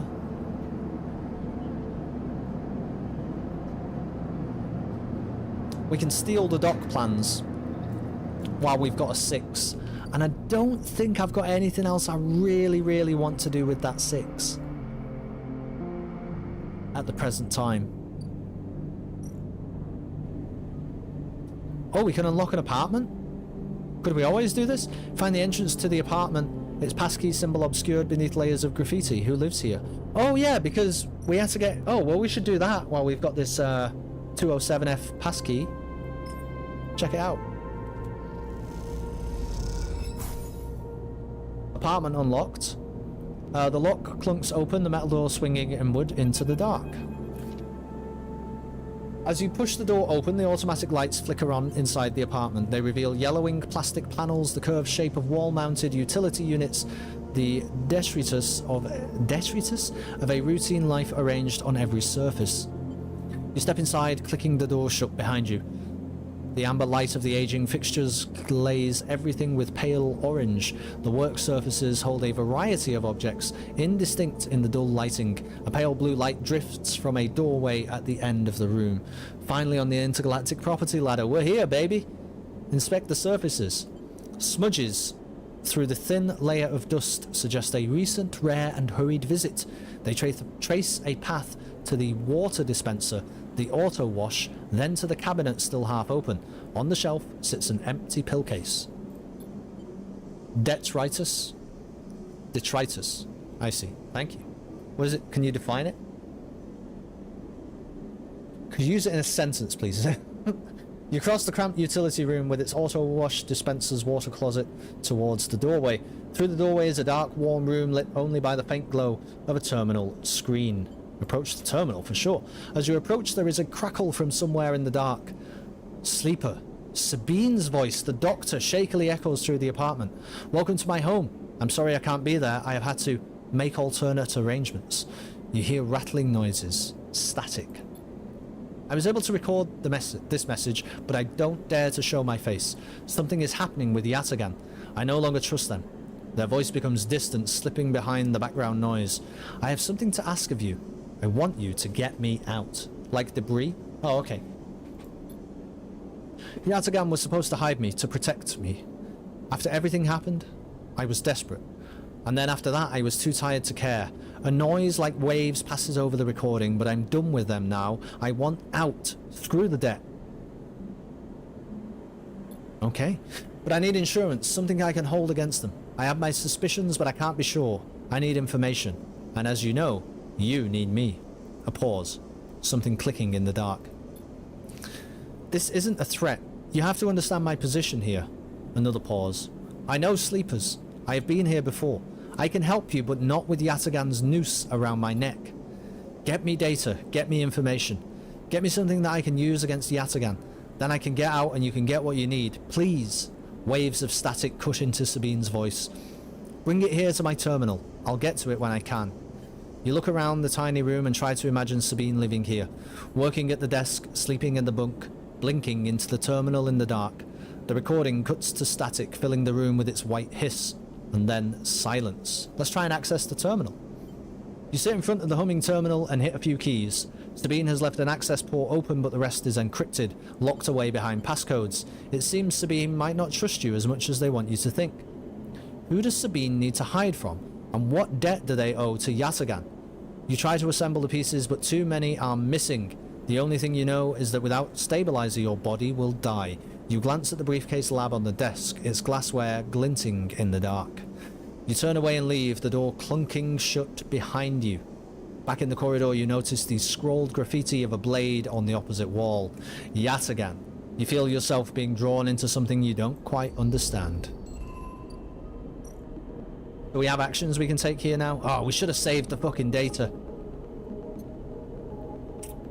We should have saved the Yatagan data. Oh well, this is where we are now.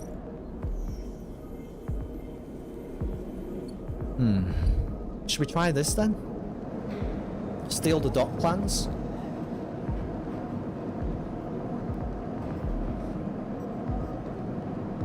Let's do it. We've got a 6. We might as well spend it on a critical action.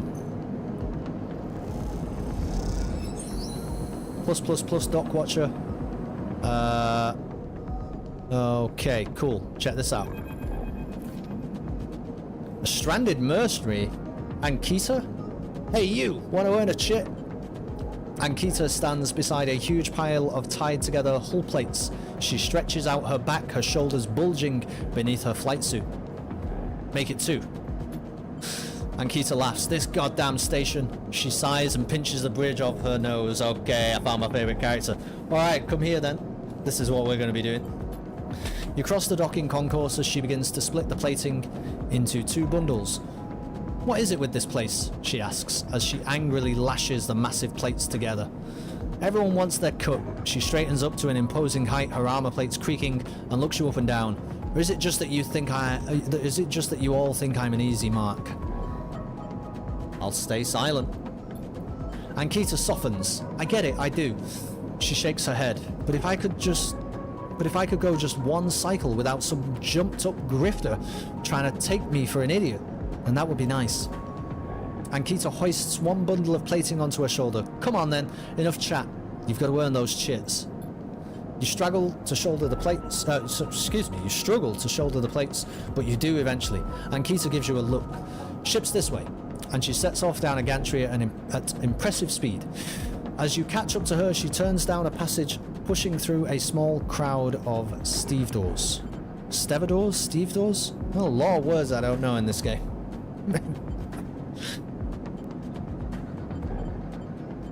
What's all this for? Oh, this, she nods at the plates on her back. I'm building a treehouse. She gives you another of her looks. It's for the ambergris. Ambergris? That cutter you might have seen sitting silent out there. She rapidly turns another corner as you trail behind. She got cut up pretty bad on our last job, and I had to moor up here for a spell. But since then, it's only gotten worse. Someone got in and sliced the core from our ship mind, so now she's gone dark. She shifts the panels on her shoulder. The upshot is that I'm short one ship mind, with a ton of repairs to do, and the rest of the crew signed off the moment they got wind I'd been stranded. So yeah, it's been a time. Sorry to hear it. Yeah, I've seen worse, but I'm bleeding chits every cycle here, so I need to get off, and fast. Ankita swings the plates from her back, almost knocking you over in the process. This is me. She hauls the second bundle off your shoulder. You're the first person I've met here who might actually be considered helpful. She pauses, chewing her bottom lip. Look, you want to help? Come see me.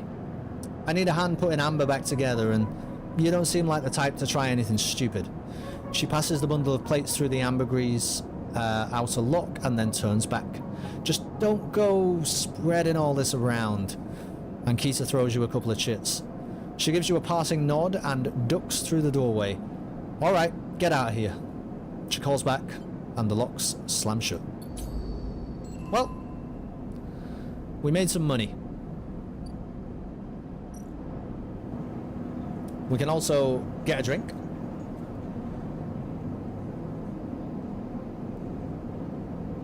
Overlook regular.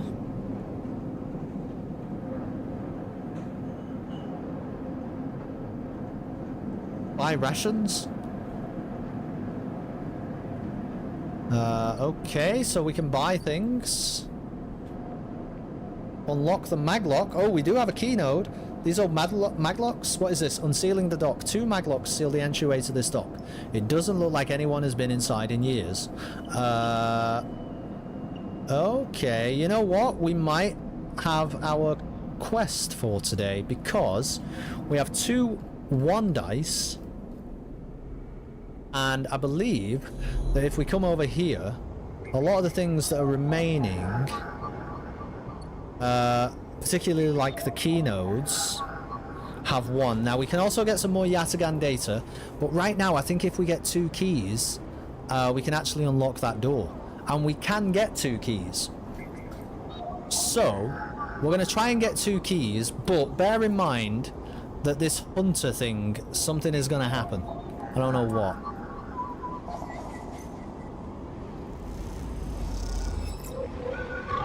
But we got an encrypted key, and the hunter is back.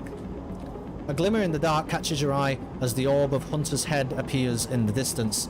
It is looking at you.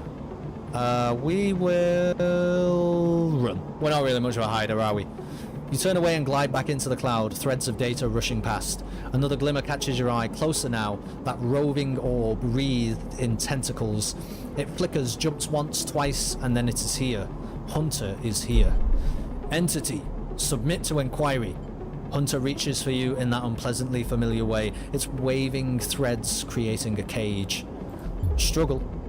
You push against the threads as they close in, becoming frenzied as you push them aside. You are caught by whipping tendrils and feel them pulling you away from the anchor of your body. You push through, clearing the threads. Entity, hold for processing. Comes the scream from behind, but you are already gliding away back to your anchor, your body. You awake, dizzy, distorted, but safe. Alright, well, we made it. We made it, and we're going to try and grab another key here.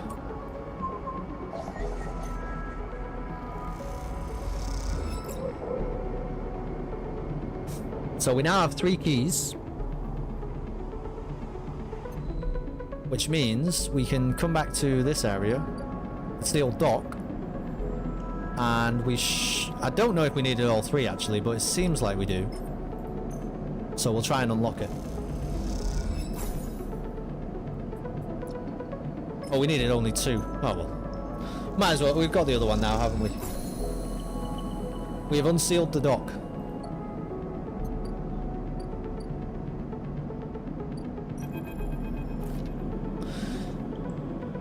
As you slip inside the sealed dock, a pulsing light grabs your attention. Among the discarded tubing and rusted plates, a machine flickers with a warm glow. We'll approach it. As you get closer, you recognize the machine's blocky shape, settled into an alcove in the side of the dock. A kind of upright cabinet. It is covered in faded logos and messages, from which you assume it was once an industrial vendor, intended to dispense and manufacture ship fittings and other mechanical parts necessary for the regular running of freight and resource extraction vessels. The manufacturer is listed as Neovend, and you remember an advert from long ago, squeezed among all the off-world recruitment drives that assaulted every planet-born citizen, which chirpily sang that name over and over. You wipe a layer of dust from the cracked screen, thinking of those contractors squeezed by their own corporate employers to pay for every bit of minor maintenance on their rented ships. Enter your registration, chirps a pre-recorded message, catching you off guard. Let's just press some fucking buttons. You reach for the keypad and something begins whirring. At first it sounds like servo motors starting up, but it quickly becomes a whisper, a whining, and then a multitonal voice that emanates from Neovend. Entity, they hiss. Speak with me. I'm gonna stay silent. The only thing that's called me an entity wants to kill me. There is a squeal, almost like some strange mechanical swallowing or intake of breath before the machine speaks again. I have need of you. You have need of me. That squeal comes again, and you see that it is the 3D printing apparatus in the upper part of the machine resetting into place, so that each time the servos can be orchestrated to produce that whirring, whining voice. You are in danger. Are you the vending machine? A squeal. Chose this vessel for its seclusion. Please listen. The machine creaks. You are marked for deletion, entity. Hunter tracks you. The screech rattles through the empty dock. You remember the strange head, the figure, the threads closing in. Well, I do. Reminds me of those YouTube videos where they use floppy drives to play music. Hunter. The Hunter protocol. They taste your signature. The sudden whine sets your teeth on edge. You have seen them. This is the gift of an emulated mind. You close your eyes and the skeleton of the station starts to thrum. Emulated minds are adaptable. Move when neurons cannot. The mechanism resets. But emulation makes you target. How? Hunter searches for illegal entities. Neoven screeches. You are sentient, therefore illegal. The servos judder and the vending machine's casing as they... The servos judder the vending machine's casing as they reset. Hunter searches for me also. Hide in this machine. You look at the ruined vending machine, an unusual hiding place for sure. Can counter Hunter, but need entity outside machine. The light flickers, need you. The screen attached to the vending machine with a swiveling arm comes to life. It displays a flickering map of the station, ghostly, threaded. The cloud. Points along the rim glow in deep red. Hunter is always gathering. Too much data. Must build nests. Explains Neovend. Masters are gone but continues hunt. Bring this data. Raid its nests. Masters? Station builders. Solheim. The machine rumbles impatiently. Long gone. Their protocols still haunt. Bring offerings, save self, Neoven says pointedly. Mutual need means friends, they conclude, tired of the conversation. The whirring amplifies and then suddenly drops as mechanisms within the machine click back into place. The glow fades and you are left stood in the dark of the sealed dock, that whirring voice ringing in your ears. Interesting. So this thing wants data... I don't know what data. Keys? Wants data on Hunter's protocols.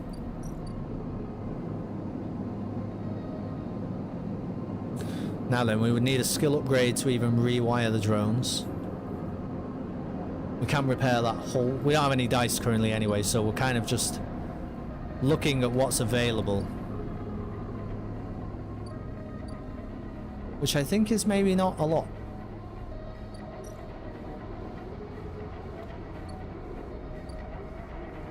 We could do with some energy though. For sure. We have completed this, but... Oh no, wait, no. My bad. We need to complete this at some point, but we will.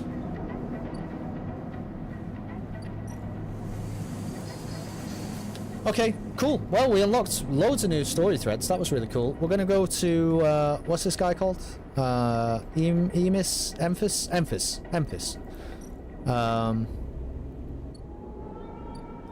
And we're just gonna buy a little bit of something, just so that we're not at zero energy tomorrow.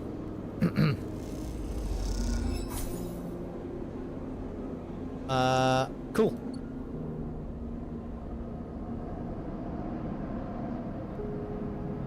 And I think that's it. There's not much more we can do today. We have 0 upgrade points, but we've made some upgrades. I'm not sure where we would go next. It feels like we're doing some engineering things, so maybe the +1 to engineering is actually going to be quite useful. I still don't see us leaning into Intuit. And engage actions are kind of few and far between at the moment. So, yeah. Feels like where we're at. Shall I save? Oh, 6 seconds since last autosave? Okay, so we can just save it here. It will save automatically for us. Thanks everybody for chilling out. Sorry that I haven't been live super recently. But, you know, the TwitchCon thing. Really for chilling out. Oops, sorry. You can hear me twice. It was all just a bit of a mess, really. All kinds of things were happening.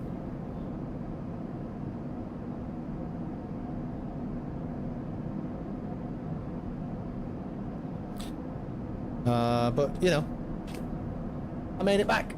And some of you were here. Man, thanks for the subscriptions as well. I feel like, you know, that's things that happened.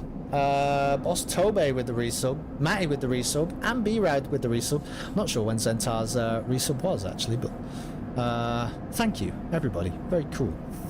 No. Thank you for being here. You thought it was a fascinating game. It is, isn't it, Zentar? I never played anything that plays exactly like it. And certainly the story and the lore currently is, you know, interesting. It's intriguing. I feel like there's many more secrets to uncover. No, thank you guys. Thank you guys for the stream. I'm gonna send you over to Overlight. Because for those of you who are curious, I'm pretty sure that what this stream is... Conservative Wipeout Bingo 2024. Okay? So it's images, I believe, of all the current Conservative members of Parliament who we don't like. Okay? Let's be realistic. And when they lose their seat, you can cross them off the list. Because they're all fucking going. They're going now. They've started to leave already. They've already started to find out they haven't got a job anymore, which is great. Anyway, everybody, thanks very much for chilling out. I'll see you again on Sunday. Okay, we got more Tunic on the way. And next week, locking it in right now. Next week, Tuesday evening, will be the start of XCOM 2, a Star Wars story. So if you can't be excited about that, I don't know what you can be excited for. XCOM 2, a Star Wars story featuring all of you. Will be on Tuesday night. Okay, it'll start at around about 7 p.m. UK time, but you know how it works. We do a bit of, you don't need to be there on time. We'll do a bit of chatting, blah blah blah. And obviously the stream will be live streamed to YouTube as well. So if you can't make it, you can catch up with it and all that cool stuff. But it's going to be a good time. Okay, have fun with Conservative Wipeout Bingo. See you soon.